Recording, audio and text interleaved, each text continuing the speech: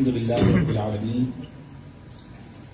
والصلاة والسلام علی سید المرسلین اما بعد فاعوذ باللہ من الشیطان الرجیم بسم اللہ الرحمن الرحیم.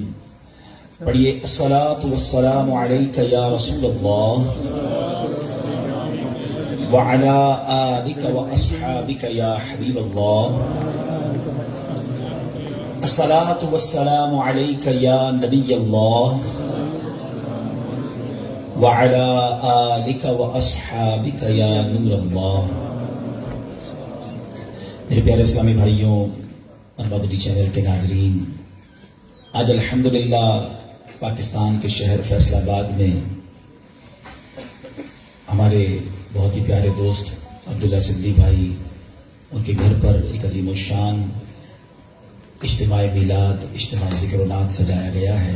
ہم اس میں شامل ہیں. رب کریم ہم سب کا جمع ہونا اپنی بارگاہ میں قبول فرمائے اور آج کے اس اجتماع کی برکتیں ہم سب کو نصیب فرمائے. درود پاک پڑھنے کے بے شمار فضائل و برکات ہیں.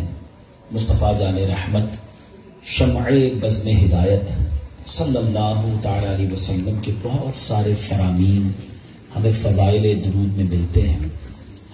اگر میں آج آپ سے ایک ریکویسٹ کروں یا ایک بات کہوں کہ جناب یہ بتائیے کہ آپ مسلمان ہونے کی حیثیت سے اپنی زندگی میں کیا کیا خواہشات رکھتے ہیں. ایک مسلمان اپنی دنیا کیسی دیکھنا چاہتا ہے، اپنی آخرت کیسی دیکھنا چاہتا ہے. کبھی اکیلے میں بیٹھ کر لسٹ بنائیں کہ دنیا میں کیا چاہتا ہوں، موت کے وقت کیا چاہتا ہوں، قیامت کو کیا چاہتا ہوں. اور اب میں آپ کو کچھ مختلف حدیثوں کا یوں سمجھیے کہ مجموعہ کہہ لیں، عطر کہہ لیں، اس کا خلاصہ کہہ لیں، میں پیش کرنے جا رہا ہوں کہ درود پاک پڑھنے والے کو کیا کیا ملتا ہے. علماء بیٹھے ہیں، تقریباً ہر ہی میرے جملے کے پیچھے کوئی حدیث یا کوئی روایت ہوگی تو آپ کو اندازہ ہو جائے گا کہ یہ کیسا کمال کا وظیفہ ہے. میں جو کہتا جاؤں دل خوش ہو تو سبحان اللہ کہتے جائیے گا. اگر آپ چاہتے ہیں کہ آپ کی روزی میں برکت ہو تو درود پاک پڑھیے. اگر آپ چاہتے ہیں کہ بیماریاں دور ہو جائیں تو درود پاک پڑھیے. آپ چاہتے ہیں آپ کی ٹینشن ریلیز ہو جائے آپ درود پاک پڑھیے. آپ چاہتے ہیں ذلت و رسوائی سے بچیں تو درود پاک پڑھیے. آپ چاہتے ہیں آپ کی عزتوں میں اضافہ ہو جائے تو درود پاک پڑھیے. آپ چاہتے ہیں کہ مرتے وقت کلمہ نصیب ہو اور نبی پاک کا دیدار ہو جائے تو درود پاک پڑھیے. بلکہ آپ یہ چاہتے ہیں کہ قبر میں بھی نور مصطفیٰ سے میری قبر جگمگائے تو درود پاک پڑھیے. قیامت کے دن نبی پاک کے پرچم تلے اٹھنا چاہتے ہیں تو درود پاک پڑھیے. آقا کے ہاتھوں جام کوثر پینا چاہتے ہیں تو درود پاک پڑھیے. بلکہ سنیے، آقا کے ساتھ جنت میں داخل ہونا چاہتے ہیں تو درود پاک پڑھیے. مدینے جانا ہے تو درود پاک پڑھیے. خواب میں سرور کائنات علیہ الصلوۃ والسلام کی زیارت کرنی ہے تو درود پاک پڑھیے. مجھے بتائیے کچھ اور بچ گیا ہے زندگی میں؟ اور کچھ چاہیے؟ اور کیا چاہیے ہمیں؟ روزی میں برکت ہو، ذلت و رسوائی سے بچوں، بیماریاں اتر جائیں، ٹینشن ریلیز ہو، اللہ عزتوں میں اضافہ کرے، کلمے والی موت ملے، آقا کا دیدار ہو اور جنت میں بھی نبی پاک ساتھ لے جائیں. جب تک زندہ رہوں مدینے جاتا رہوں. اس کے علاوہ تو بچتا ہی کوئی نہیں ہے نا مسلمان کے لیے. اب ماشاءاللہ علماء بیٹھے ہیں، ان سے پوچھیں کہ یہ ساری فضیلتیں احادیث میں اور روایات میں درود پاک پڑھنے والے کے لیے موجود ہیں. پھر بھی ہم درود پاک نہیں پڑھتے، پھر بھی ہم اس کو اپنا وظیفہ نہیں بناتے. اگر درود پاک کو ہم اپنا، اس کو کہتے ہیں نا کہ چابی ہے، یہ اٹ از اے کی آف سکسیس، کامیابی کی چابی ہے، ہر پرابلم دور کرنے کی چابی ہے. تو پلیز درود پاک کو حرز جہاں بنائیے. چلتے پھرتے اٹھتے بیٹھتے جتنا ہو سکے درود پاک پڑھتے رہا کریں.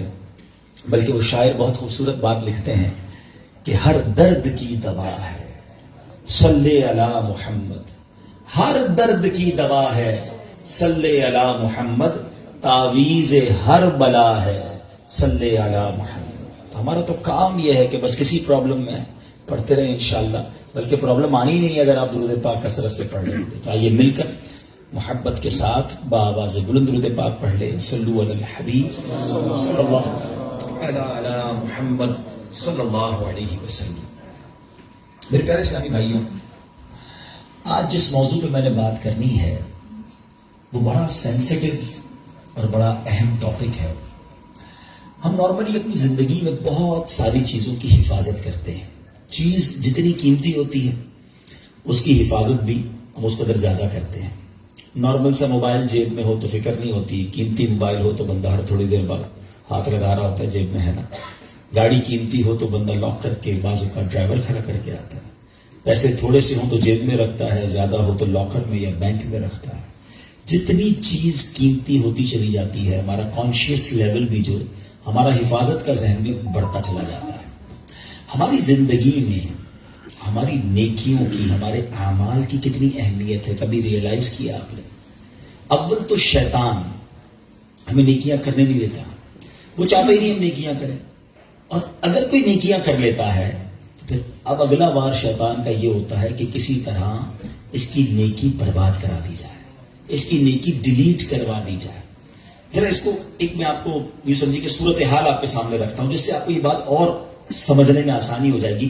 پھر میں اپنے ٹاپک کی طرف آؤں گا کہ ایک شخص تھا اور اس کے یہاں بچی کی ولادت ہوئی. ماں باپ کے یہاں جب بچی پیدا ہوتی ہے تو ماشاءاللہ محبت بھی لوگ کرنے والے کرتے ہیں اور پھر اس کی پلاننگ بھی کرتے ہیں کہ بچی جب بڑی ہوگی تو میں نے اس کی خیر خواہی کرنی ہے, اس کی شادی کرنی ہے. تو اس شخص نے سوچا کہ کیوں نہ میں اپنی بچی کی شادی کے لیے, اس کے اچھے مستقبل کے لیے کچھ پیسے جمع کروں. اس نے ایک گھر میں صندوق بنایا اور روزانہ کے, مثال کے طور پہ سمجھاتا ہوں کہ روزانہ کے 100 روپے یا 200 روپے وہ اس صندوق میں ڈالنے لگا. اس نے کہا 20 سال میں تو پتہ نہیں کتنے پیسے ہو جائیں گے, سارے کام آسان ہو جائیں گے. 100 روپے 200 روپے روز ڈالتا تھا. کبھی کبھی جی چاہتا تھا کوئی اچھی چیز خریدے تو باہر کا کھانا کھائے, مگر کہتا نہیں بچی والے پیسے ڈالنے. اپنے دل کو مارتا رہا اور پیسے ڈالتا رہا. 20 ایئرس, 20 سال گزر گئے, صندوق بھر گیا. اس نے سوچا صندوق تو بھر گیا ہوگا, اب بچی بھی بڑی ہو گئی, کہ اب تو اس کی شادی کرنی ہے. اور اب اس والد نے اس باکس کو کھولا, سارے گھر والوں کو جمع کیا کہ آؤ میری 20 سال کی جو جمع پونجی ہے آج اس کو مل کے کاؤنٹ کرتے ہیں, ہزاروں لاکھوں روپے ہوں گے. جیسی صندوق کھولا نا اس کا دل ہل گیا کہ ہوا یہ تھا کہ صندوق لکڑی کا تھا, اس میں کہیں سے ایک سوراخ ہو چکا تھا اور اس سوراخ سے دیمک اندر آئی اور اس کی 20 سال کی جو کمائی تھی وہ سارے نوٹ وہ دیمک کھا چکی تھی. مجھے صحیح بتائیں, اپنے آپ کو اس کی جگہ رہ کر سوچیں کہ جس نے 20 سال تک اپنے پیٹ کاٹ کر, اپنی خواہشوں کو مار کر اپنی بچی کے لیے پیسے جمع کیے, اور جب 20 سال بعد اس کو خرچ کرنے کا موقع آیا اس کو تکلیف کتنی ہوئی ہوگی کہ یار سب ختم, اب میں کہاں سے لاؤں گا. یہ تکلیف یقیناً بہت زیادہ ہے.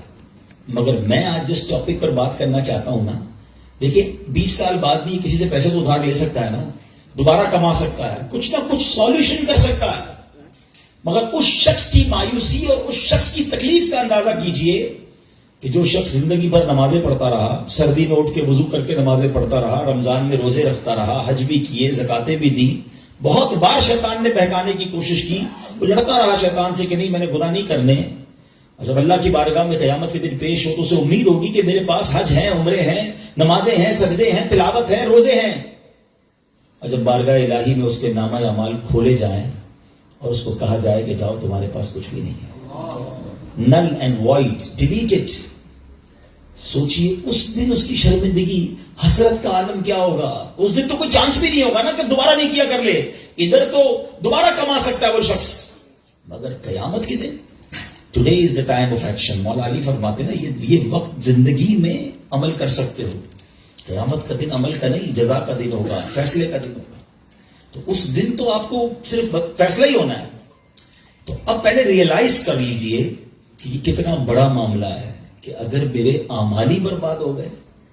اب ہو سکتا ہے کسی کے ذہن میں سوال آئے کہ جناب یہ کون سی بات کر رہے ہیں کہ اعمال کیسے برباد ہو سکتے ہیں, نمازیں پڑھی ہیں, روزے رکھے ہیں, کوشش کر کے یہ اعمال کی. آج کے دور میں نیکی کرنا بھی آسان نہیں ہے, یہی تو میں سمجھانا چاہتا ہوں آج کے بیان میں کہ آج کے دور میں واقعی نیکی کرنا اتنا آسان نہیں ہے. لیکن آپ اتنی مشکل سے نیکی کر بھی رہے ہیں, مگر اس کو سنبھال رہے ہیں کہ نہیں, اس کی حفاظت کر رہے ہیں کہ نہیں, اس کے بارے میں فکر مند ہے کہ نہیں. آپ کو پتا ہے کہ چور کیسے چوری کر کے جا سکتا ہے آپ کی نیکیوں کو. یہی میرا آج کا ٹاپک ہے. اب آپ سوچ, دوبارہ ذہن میں سوال آ رہا ہوگا کہ بھائی بتائیں تو صحیح وہ کون سے اعمال ہیں کہ جن سے نیکیاں برباد. میں قرآن و حدیث سے آج آپ کے سامنے کچھ اعمال ایسے رکھوں گا, کچھ کام ایسے رکھوں گا کہ جس کو کرنے والے کے بارے میں فرمایا کہ اس کے اعمال برباد کر دیے جاتے ہیں. سب سے خطرناک اور سب سے جس کو کہیں کہ اہم ترین معاملہ پتہ کیا ہے؟ کہ انسان کا ایمان چھن جائے. جس کا ایمان چلا گیا نا، اب اس کا کوئی عمل اس کے کام نہیں آئے گا. چاہے اس کی زندگی سجدوں سے بھری ہوئی ہو، چاہے اس نے بہت نمازیں پڑھی ہوں، ساری زندگی روزے رکھے ہوں، ایمان نہیں تو کچھ بھی نہیں. اور یہ بات قرآن کہتا ہے. اللہ کا کلام کیا فرماتا سنیے. رب کریم قرآن میں ارشاد فرماتا ہے وَمَن يَرْتَدِدْ مِنْكُمْ عَنْ دِينِهِ فَيَمُتْ وَهُوَ كَافِرٌ فَأُولَئِكَ حَبِطَتْ أَعْمَالُهُمْ فِي الدُّنْيَا وَالْآخِرَةِ وَأُولَئِكَ أَصْحَابُ النَّارِ هُمْ فِيهَا خَالِدُونَ. اب اس کا ترجمہ سنو.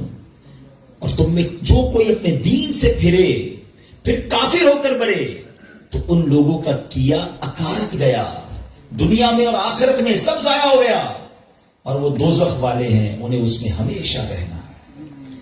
ایک بات یاد رکھیے گا، یہ ہمیں بعض اوقات سمجھ نہیں آتی کہ یار بندہ مسلمان ہو کے کافر کیسے ہو سکتا ہے، ایمان والا ہو کے ایمان سے کیسے نکل سکتا ہے. یہ بات تو آپ کو پتا ہے نا کہ دنیا میں سب سے زیادہ جو تیزی سے مذہب پھیل رہا ہے وہ کون سا ہے؟ اسلام. The most growing religion on earth. اس پوری کائنات میں سب سے تیزی سے الحمدللہ اسلام پھیل رہا ہے. لیکن یہ ون وے ٹریفک نہیں ہے کہ اگر کوئی مسلمان ہو سکتا ہے غیر مسلم تو مسلمان بھی اسلام سے خارج ہو سکتا ہے. ٹھیک ہے، ایک حدیث پاک سناتا ہوں تاکہ یہ بات اور کلیئر ہو جائے گی. حدیث پاک کا مضمون ہے، نبی پاک علیہ الصلوۃ والسلام نے فرمایا کہ اولاد آدم مختلف طبقات میں، مختلف کیٹیگریز میں پیدا کی گئی ہے. 4 کیٹیگریز، 4 قسم بیان کی نبی پاک نے. فرمایا ایک پہلی قسم وہ ہے کہ بعض مومن پیدا ہوتے ہیں، ایمان والی زندگی گزارتے ہیں اور ان کا خاتمہ بھی ایمان پر ہوتا ہے.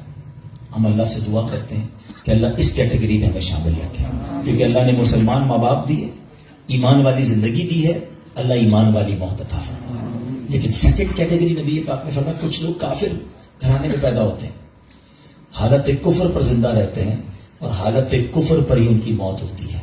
بہت بڑی تعداد میں ایسے لوگ ہیں جو غیر مسلموں کے یہاں پیدا ہوتے ہیں، کفر والی زندگی گزارتے ہیں، کفر پر مر جاتے ہیں. تیسری کیٹیگری سنو، اللہ کے نبی فرماتے ہیں کچھ لوگ کافر پیدا ہوتے ہیں، کافروں والی زندگی گزارتے ہیں مگر ان کا خاتمہ ایمان پر ہو جاتا ہے نا. کئی لوگ جو دنیا میں مسلمان ہو رہے ہیں، کیا ہے؟ کافر تھے، غیر مسلم تھے، کلمہ پڑھا مسلمان ہو گئے. بڑی اچھی بات ہے. مجھے ایک واقعہ یاد آ گیا. ہانگ کانگ میں دعوت اسلامی والے جو تھے وہ ہمارے مبلغین کسی مریض کی عیادت کے لیے ہاسپٹل میں گئے. دعوت اسلامی کے طریقہ کار میں بھی شامل ہے، ہمیں بھی جانا چاہیے، مریض کی عیادت سنت ہے. تو وہ لوگ عیادت کرنے گئے تو برابر میں بستر پر ایک 70 سال کا ہانگ کانگ میں بوڑھا شخص غیر مسلم وہ بھی لیٹا ہوا تھا، علاج کروانے آیا تھا. جب وہ واپس جانے گئے اس نے اشارہ کیا ذرا ادھر آئیے گا. وہ ادھر گئے تو کہ تم لوگ کون ہو؟ چہرے پہ داڑھی تھی، سر پہ امامہ تھا. کہا مسلمان ہیں. کیوں آئے تھے؟ کہ ہمارا ایک دوست ہے وہ بیمار تھا، اس کو دیکھنے آئے تھے. اچھا مسلمان کیا ہوتا ہے، اسلام کیا ہوتا ہے؟ 7, 8, 10 منٹ بات چیت ہوئی. اسلامی بھائیوں نے اس کو دعوت دی کہ آپ بھی مسلمان ہو جائیں. ہسپتال کے بستر پر وہ بوڑھا شخص کلمہ پڑھ کر مسلمان ہو گیا. مگر اس سے بڑھ کر جو جس کو کہتا نا ایمان افروز بات یہ تھی کہ اگلے چند گھنٹوں بعد اس کا انتقال بھی ہو گیا. یعنی اس کے مقدر میں ایمان تھا تو اسپتال کے بستر پر بھی اس تک ایمان پہنچ گیا. یہ حدیث کا جو تیسرا حصہ ہے نا، سمجھو کہ کچھ لوگ کافر گھرانے میں پیدا ہوتے ہیں یا کافر ہوتے ہیں، پیدا ہی کافر کفر پر ہوتے ہیں، پوری زندگی کفر پر گزرتی ہے مگر ان کا خاتمہ ایمان پر ہوتا ہے. اب نبی پاک علیہ الصلوۃ والسلام نے فرمایا چوتھی کیٹیگری یہ وہ ہوتی ہے، یہ وہ لوگ ہوتے ہیں جو مسلمان گھرانے میں پیدا ہوتے ہیں، مومن پیدا ہوتے ہیں، اسلام والی زندگی گزارتے ہیں مگر ان کا خاتمہ کفر پر ہوتا ہے. یہ چوتھی کیٹیگری ڈرانے والی ہے. اس سے سمجھنا ہوگا کہ ہمارے پاس کوئی گارنٹی نہیں کہ میں ایمان سلامت لے کر جاؤں گا. ایک بڑی پیاری حدیث بچے کو یاد ہے، انما الاعمال بالنیات، ہے نا، اعمال کا دار و مدار نیتوں پر. ایک اور حدیث ہے انما الاعمال بالخواتیم، اعمال کا دار و مدار خاتموں پر ہے. خاتمہ ٹھیک ہونا ضروری ہے. ہم میں سے بہت ساروں کو تو فکر ہی کوئی نہیں کہ یار اچھا اس کی بھی فکر کرنی ہے، اس پر بھی کوئی بات کرنی ہے، اس کی بھی کوئی سیکیورٹی کرنی ہے. سوچئے نا. اچھا پھر اب یہ حدیث آپ نے سن لی، قرآن کی آیت سن لی، صحابہ نے بھی سنی، اولیاء نے بھی سنی، خود نبی پاک کا ایٹیٹیوڈ کیا تھا اللہ کے حبیب علیہ السلام کی بڑی مشہور دعا ہے, یا مقلب القلوب ثبت قلبی علی دینک, اے دلوں کو پھیرنے والے میرے دل کو اپنے دین پر ثابت قدمی عطا فرما. اللہ کے نبی دعا کر رہے جن کے صدقے ہمیں دین ملا ہے. ہم تو نعت میں پڑھتے ہیں نا, تیرے صدقے میں آقا سارے جہاں کو دین ملا. وہ آقا دعا کر رہے ہیں کہ اے اللہ میرے دل کو تیرے دین پر ثابت قدمی عطا فرما. ہمارا کیا حال ہونا چاہیے؟ ہمیں تو ہر دعا, ہر نماز, ہر وقت کی فکر ہونی چاہیے. nobody care about it. بات بھی نہیں کرتا کوئی. سیدی غوث اعظم شیخ عبد القادر جیلانی اولیاء کے سردار ہیں نا. عید کے دن ایک بار کہتے ہیں, آج لوگ کہہ رہے ہیں عید کا دن ہے, عید کا دن ہے. عبد القادر کے لیے عید کا دن وہ ہوگا جب اپنی ایمان سلامت لے کر قبر میں جائے. اتنے بڑے ولی, ہمیں کتنا خیال ہے. تو پہلی اعمال کو بچانے کے لیے سب سے پہلے ایمان کو بچانا ہوگا. اچھا, اب دوسرا سوال آتا ہے کہ ٹھیک ہے حضرت سمجھ آ گیا کہ ایمان کی حفاظت کی فکر کرنی چاہیے, ایمان بڑی سینسیٹیو چیز ہے. اب یہ بھی بتائیے کہ ایمان چلا کس چیز سے جاتا ہے. ہاں, یہ اہم کوسچن ہے کہ ایمان سے بندہ خارج کیسے ہو سکتا ہے. اچھا پھر شیطان ہے نا, ابھی بھی ہو سکتا ہے کسی کے ذہن میں یہ بات ڈال رہا ہوگا, یار کیسی عجیب سی بات کر رہے ہیں مولانا صاحب, 50 سال کا تو ہو گیا, 60 سال کا ہو گیا, ساری زندگی کلمہ پڑھا اور اب ایمان سے بھی جا سکتا ہوں. جناب یہ بات پہلے سمجھنی ہوگی. میں آپ سے ایک سوال کرتا ہوں, 70 سال کوئی بے ایمان رہا, غیر مسلم رہا, صدق کے دل سے کلمہ پاک پڑھے, مسلمان ہو جائے گا, ایمان میں داخل ہو جائے گا. ایک جملہ ہی ہے نا, مگر دل سے کہا. 70 سال کی کفر کی زندگی ایک طرف, ایمان میں آتے ہی پچھلے گناہ بھی معاف ہو جاتے ہیں. تو کیا کوئی 70 سال مسلمان رہ کر کوئی ایک جملہ ایسا کہہ دے معاذ اللہ, اللہ کی توہین کا, اللہ کے نبی کی توہین کا, اسلام کی توہین کا, جس سے اس کو کفریہ کلمات کہے جاتے ہیں, تو وہ بھی اسلام سے خارج ہو سکتا ہے. تو سب سے پہلے تو زبان کی احتیاط ہے. Think before you talk. بات کرنے سے پہلے سوچو میں کیا بول رہا ہوں, یہ کہیں اس گفتگو میں میرا ایمان تو غارت نہیں ہو جائے گا. تو آج یہ خیال ہی نہیں ہے. اب اس پہ بڑی بڑی سازشیں ہوئی ہیں. فلموں کے گانے ایسے بنائے گئے, کامیڈی شو ایسے بنائے گئے, یہ کامیڈینز یا فلموں کے گانے یا جناب دوستوں میں ہنسی مذاق, کبھی دوزخ کا مذاق, کبھی جنت کا مذاق, کبھی معاذ اللہ فرشتوں کا مذاق. ہماری لمٹ ہے, ہم مسلمان ہیں, ہماری باؤنڈری ہے. لوگ کہتے ہیں ریڈ لائن ہوتی ہے. بھائی ریڈ لائن مسلمان کی یہ ہے کہ وہ ان باتوں پر گفتگو نہیں کر سکتا, اس کا مذاق نہیں اڑا سکتا. ایک حد ہے ہماری نا, ہم جو چاہیں انہیں بول دیں گے. دنیا میں کئی ایسے ملک ہیں جہاں کسی ادارے کے خلاف بات نہیں ہو سکتی, کسی پرسنالٹی کے خلاف بات نہیں ہو سکتی, ہم اس کو فالو کرتے ہیں. مگر اسلام کے بارے میں, دین کے بارے میں جو منہ میں آیا کہہ رہے ہوتے ہیں. یاد رکھیں, شیطان تو چاہتا یہی ہے. الٹیمیٹ گول پتہ ہے شیطان کا کیا ہے, کہ میں اور آپ غیر مسلم ہو کر قبر میں جائیں. وہ مرنے سے پہلے بھی آتا ہے, آخری وقت بھی بندے کے پاس آتا ہے کہ کس طرح اس کا ایمان چھین لو. اتنا خطرناک دشمن ہے وہ ہمارا, اور ہم سکون کی نیند سو رہے ہیں, ہمیں فکر ہی کوئی نہیں ہے. پھر دوسرا جو ایک پرابلم ہے جس کی وجہ سے ایمان برباد ہو سکتا ہے, وہ ہے گناہوں کی عادت. روایتوں میں آتا ہے کہ جب بندہ ایک گناہ کرتا ہے نا, اس کے دل پر ایک سیاہ نقطہ لگ جاتا ہے, اور جب وہ بار بار گناہ کرتا ہے تو وہ ایک نقطہ ایک وقت آتا ہے کہ پورا دل ہی کالا ہو جاتا ہے. جب دل کالا ہو جاتا ہے تو اس پر نصیحت کی بات ہی اثر نہیں کرتی ہے. پھر شیطان کے لیے بڑا آسان ہوتا ہے اس کا ایمان چھیننا. میں آخری بات اس موضوع پہ کر لوں تاکہ اگلے عمل کی طرف جاؤں, ورنہ یہی ایک ٹاپک ایسا ہے کہ میں پورا بیان اس پر کروں, اور کرنے چاہیے ایسے بیانات کہ ایمان کی حفاظت کی فکر بہت ضروری ہے. کہ اب آپ غور کریں, شیطان جو ہے نا, میں نے جیسے بتایا کہ وہ ہمارا پکا دشمن ہے اور ہمیں آخری وقت میں ہمارا ایمان چھیننا چاہتا ہے. اب ایک شخص ہے جو روزانہ شیطان سے ہار جاتا ہے. شیطان صبح اٹھنے لگتا ہے, شیطان کہتا ہے نہیں فجر نہیں پڑھنی, سو جا, رضائی اوڑی اور سو گیا. صبح ہوئی نہیں اور شیطان جیت گیا. فائٹ ہوئی, شیطان جیت گیا. دوپہر ہوئی, ظہر نہیں پڑھنے دی, شیطان جیت گیا. مارکیٹ میں گیا, بے پردہ عورت گزری, شیطان نے کہا دیکھ لے, دیکھ لیا, شیطان جیت گیا. موبائل اٹھایا, حرام دیکھ لے, بری ویب سائٹ دیکھ لے, دیکھ لی, شیطان جیت گیا. کاروبار کرنے لگا, شیطان نے کہا جھوٹ بول دے, جھوٹ بولا, شیطان جیت گیا. دھوکہ دے دے, دھوکہ دیا, شیطان جیت گیا. سود کما لے, سود کا کام کیا, شیطان جیت گیا. جس سے روز شیطان جیت رہا ہے, مرنے سے پہلے والی جو فائٹ ہوگی ادھر بھی تو شیطان آئے گا نا اس کو سمجھانے کے لیے کہ ایمان درست نہیں ہے، مسلمان درست نہیں ہے، اللہ کا کلمہ مت پڑھ. جو روز شیطان کی مان رہا ہے، کہیں مرنے سے پہلے بھی مان گیا تو اس کا کیا بنے گا؟ تو روز شیطان کی ماننے والے کے بارے میں یہ ڈر ہے کہ مرنے سے پہلے اس کا ایمان چھین لیا جائے گا. اور جو روز شیطان کو ہرا رہا ہے، سردی کے دن ہے، جی چاہتا ہے نہ اٹھو، شیطان کہتا ہے سو جا، کہتا نہیں میں رحمان کا بندہ ہوں، شیطان کا بندہ نہیں. وہ فجر ادا کرتا ہے، شیطان کو ہراتا ہے.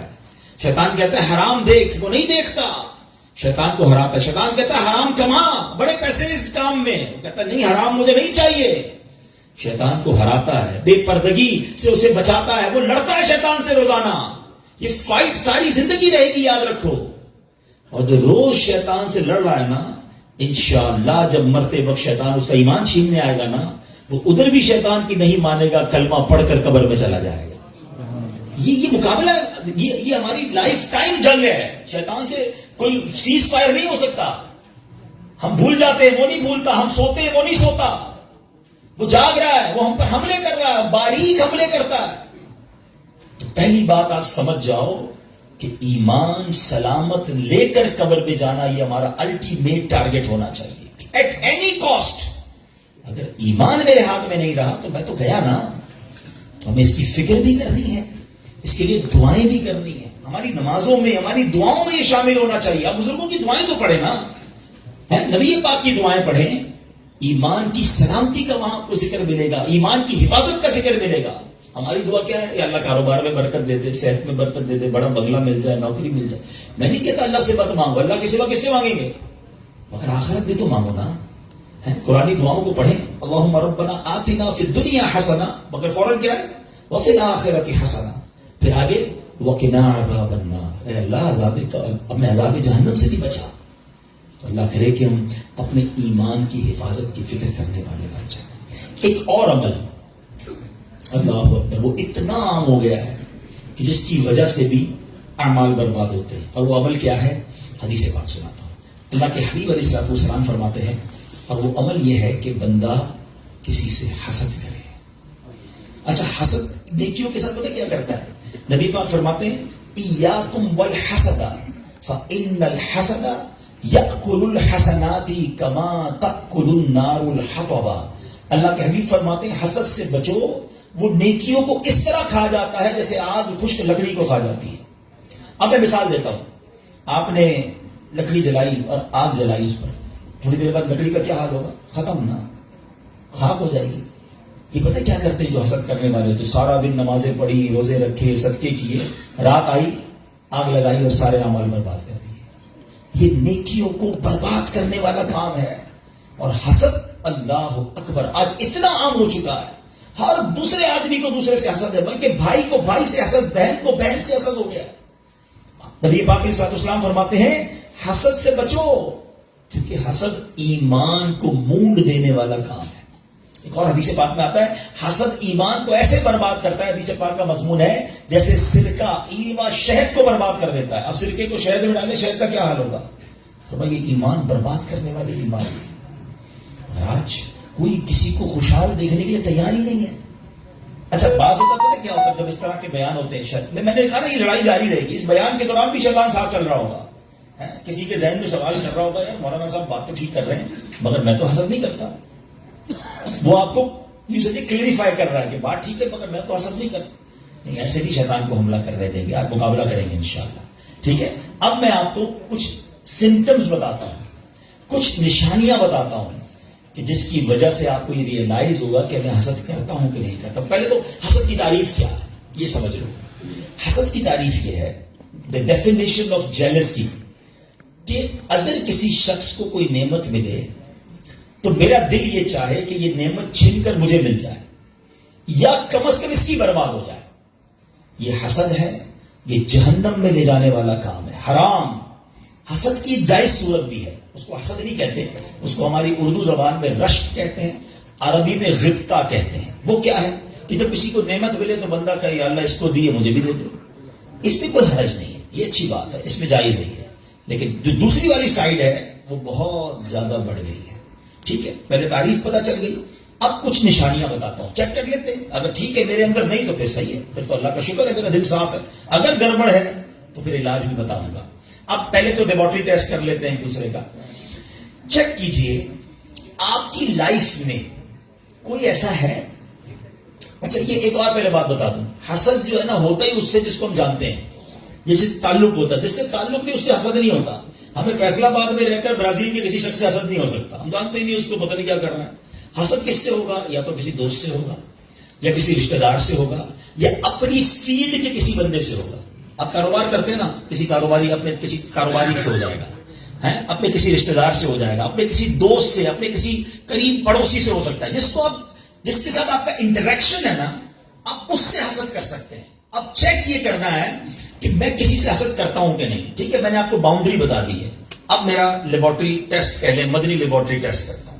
اب میں آپ کو 2-3 ایگزامپلز بتاتا ہوں. اپنے آپ سے خود ہی سوال کریں, مجھے جواب نہیں دینا, آپ نے اپنے آپ سے سوال کرنا. پہلا سوال, دنیا میں کوئی ایک بندہ ایسا ہے, یا عورت بھی ہو سکتی ہے, رشتہ دار بھی ہو سکتی ہے, کہ یار جب بھی اسے کوئی خوشی ملتی ہے نا, نعمت ملتی ہے, ترقی ملتی ہے, دولت ملتی ہے, شہرت ملتی ہے, تو مجھے پرابلم ہوتا ہے, مجھے مزہ نہیں آتا.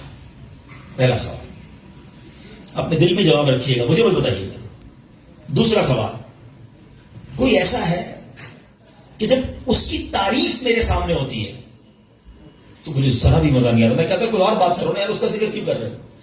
ایسا ہوتا ہے نا کبھی کبھی ہمارے سامنے کسی کی تعریف کرتے ہیں, وہ بھائی نہیں یار ان کا کاروبار بہت آگے بڑھ گیا, یار وہ تو بڑے مشہور ہو گئے, ہاں ان کو تو بڑے لوگ عزت دیتے ہیں, یار اس کی بات چھوڑو, یا کوئی اور بات کرو. اگر کوئی ایسا ہے کہ اس کے بارے میں جب مجھ سے کوئی بات کرتا ہے اور یہاں پین فیل ہوتا ہے, میں بات بدلتا ہوں. دس از دا سیکنڈ کوشچن. ٹھیک ہے, یہ دوسرا ٹیسٹ ہے. اب تیسرا ٹیسٹ ہے, کوئی ایسا ہے کہ جب اس کا نقصان ہو جائے, بدنام ہو جائے, اس کا پیسہ برباد ہو جائے, معاذ اللہ اس کی فیکٹری میں آگ لگ جائے, اس کا گھر تباہ ہو جائے, یا اس کے گھرانے میں کوئی جھگڑا ہو جائے, اس کی فیملی تتر بتر ہو جائے, تو اندر ہی اندر خوشی ہوتی ہے, ہاں یار اب مزہ آیا, ہاں میں تو چاہتا یہی تھا یہ برباد ہو جائے. These are the 3 symptoms. یہ 3 سوال ہیں آپ سے, جواب مجھے کوئی نہ دے, اپنے دل سے پوچھو. اگر کسی کے بارے میں ان تینوں میں سے کوئی ایک بھی کیفیت ہے نا, تو پھر حسد اور کس کو کہتے ہیں؟ جناب آپ بیمار ہو چکے ہیں, ڈاکٹر کہتے ہیں نا آپ کے ٹیسٹ کے بعد شوگر ہو گئی ہے بھائی, بلڈ پریشر ہو گیا, اب ہوں احتیاط کرو, تو تسی ہوں احتیاط کرو, تو دل وچ حسد آ گیا ہے. اگر ان تینوں میں سے کوئی ایک بات کا جواب ہاں میں آ رہا ہے, اور کوئی بندہ یا کوئی رشتہ دار عورت یا فیملی کا کوئی ممبر ذہن میں آ رہا ہے, آپ کو پتا ہے اتنا مکار ہے شیطان, بہن کو بہن سے حسد کرا دیتا ہے. کیسے؟ ایک بہن خوشحال ہے اپنے سسرال میں, دوسری بیچاری غریب ہے, اب اس کے دل میں ڈال دے گا یہ ترقی کر رہی ہے, میں پیچھے رہ گئی, برباد. نیکیاں پر, اچھا جس سے حسد کر رہے ہیں ہم اس کو بگاڑ کچھ نہیں سکتے. ایک اور بات سن لینا, آج حسد اتنی خطرناک بیماری ہے کہ حسد ہو گیا تو جل خود ہی رہا ہوں میں, اس کا کچھ نہیں بگڑ رہا, وہ ترقی کیے جا رہا ہے, نہ رات کو نیند آ رہی ہے, اسی کے بارے میں سوچی جا رہا ہوں, دل الگ جل رہا ہے. قیامت کی آگ تو الگ ہے, ابھی سے دل جل رہا ہے. یہ اتنی خطرناک بیماری ہے. حسد کے دنیاوی سمپٹمز بتاؤں آپ کو. ہمیں بہت سارے لوگ ملتے ہیں, آ کر کان میں کہتے ہیں, کبھی پرچی دیتے ہیں, نیند نہیں آتی, سکون نہیں ہے, میں سوچتا بہت ہوں. جس کو بھی یہ پرابلم ہے نا, چیک کر لے اس نے کسی نہ کسی کا حسد پالا ہوگا, کیونکہ وہ ترقی کیے جا رہا ہے, تمہاری نیند اڑتی جا رہی ہے, تم سوچتے ہی اس کے بارے میں ہو. پرابلم ہوتی ہے یار, ایک اور فیکٹری, ایک اور بنگلہ لے لیا, ایک اور کوٹھی لے لی, ایک اور گاڑی لے لی. ارے بھائی لے لی تو تمہیں کیا پرابلم ہے؟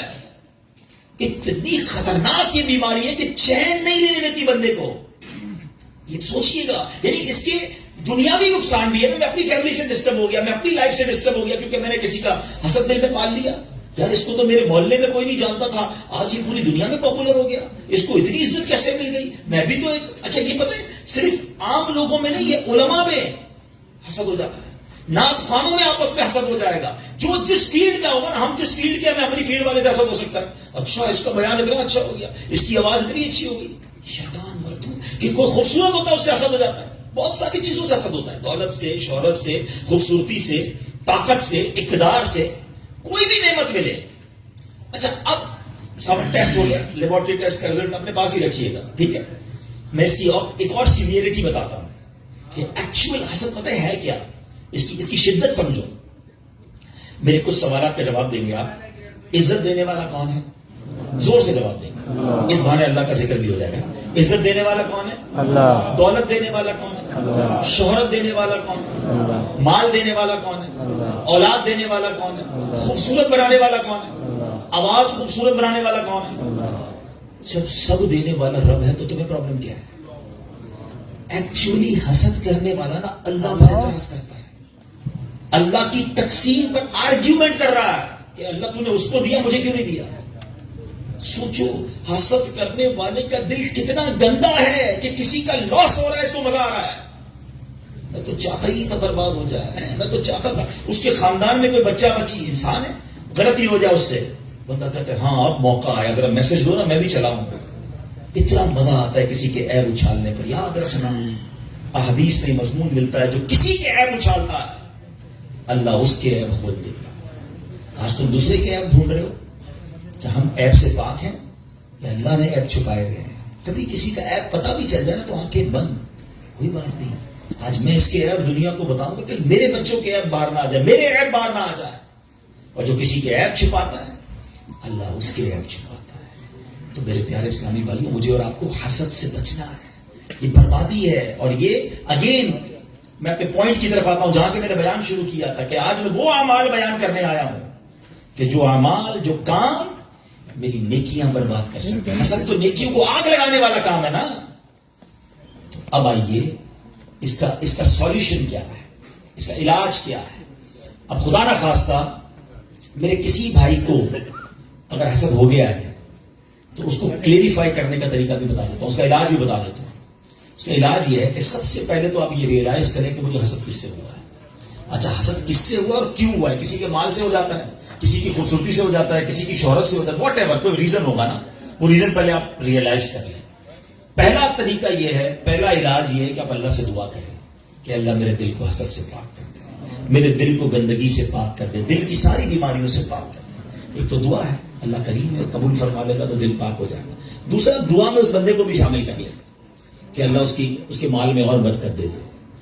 اگر وہ اس کے حسن سے پرابلم ہے اللہ اس کے حسن میں اور برکت دے دے. اس کی شہرت سے پرابلم ہے اللہ اس کی شہرت میں اور برکت دے دے. اب آپ کہیں گے مولانا صاحب بندہ پہلے اچھا نہیں لگتا, اس کے لیے کہاں سے دعا کروں گا. ہاں ہے یہ تھوڑا مشکل, یہ اینٹی بایوٹک ہے, علاج ہو رہا ہے نا. اینٹی بایوٹک کی تھوڑی تکلیف دیتی ہے, انجیکشن تھوڑا چپتا ہوا کام ہے, لیکن ہے بڑا مزیدار. اب آپ جب کسی کے لیے دعا کریں گے نا کہ یا اللہ اس کے مال میں اور برکت دے دے, اور تھوڑے دنوں بعد آپ کو کوئی بندہ آ کے بتائے گا یار اس کی ایک اور فیکٹری لگ گئی, تو آپ کہیں گے میں بھی تو دعا کرتا تھا, اب لگ رہی تھی فیکٹری, تو ہوں تھوڑا دل جو ہے وہ کلیئر ہو جائے گا, صاف ہو جائے گا. تیسرا طریقہ ایک اور ہے حسد سے نکلنے کا. اللہ نہ کرے اگر کسی کو حسد ہو گیا, ہو جاتا ہے, شیطان ہے نا, ہمیں کلیریفائی کرنا ہے, اپنے دل کو صاف کرنا ہے کہ جس سے حسد ہوا ہے نا اس کو تحفہ دے. حدیث پاک کا مضمون ہے تحفہ دو محبت بڑھے گی. ہاں لیکن یہ بتا کے مت دینا کہ بھائی تیرے سے حسد ہو گیا تھا تحفہ لے کر آئے مولانا صاحب نے کہا, اور گل خراب ہو جائے گی. تو بتانا نہیں اس کو, ہاں بتانا چلے اس کو. اور آج کے اجتماع کے بعد آپس میں بھی تحفے مت دینا 2-4 دن, ورنہ کوئی اور معاملہ ہو جائے گا کہ یار یہ لگتا ہے مجھ سے حسد ہی کرتا تھا. تو یہ بعد میں کبھی جا کے, تاکہ اچھا ایک بات اور سمجھ لو آپ, جس سے حسد ہوا ہے نا اس کو کوئی پرابلم نہیں ہے, پرابلم مجھے ہے, ٹھیک مجھے ہونا ہے. اس کو تو شاید نیکیاں مل رہی ہوں گی اگر کوئی اس کے بارے میں غیبت کر رہا ہے, بدگمانیاں کر رہا ہے. ہمیں اپنا علاج کرنا ہے. میرے اعمال بڑے تھوڑے ہیں. اور شاعر کہتا ہے نفس بدکار نے دل پر یہ قیامت توڑی, عملے نیک کیا بھی تو چھپانے نہ دیا. ایک تو نیکی ہوئی تو بچائی نہیں. تو 2 باتیں ہو گئی آج کے بیان میں, ایمان کی حفاظت اور اپنے آپ کو حسد سے بچانا ہے. ایک اور عمل بڑا خطرناک ہے اور اس کو شرک اصغر کہا گیا, اور وہ بڑا باریک ہے. شیطان کا ایسا خطرناک وار ہے کہ پتہ بھی نہیں چلنے دیتا, اور وہ ہے ریاکاری. اچھا ریاکاری کیا ہے؟ دکھلاوا. بندے کو بڑا جی چاہتا ہے یار میں نیکی کروں نا, پتا تو چلے میں نے کیا کیا ہے, یار کمال ہے, اتنا چندہ دیا اور کوئی اعلان ہی نہیں, اتنے سجدے کیے, پتہ ہی نہیں کسی کو کہ کمرے کے اندر جا کے کتنے نفل پڑھتا ہوں, تہجد پڑھتا ہوں.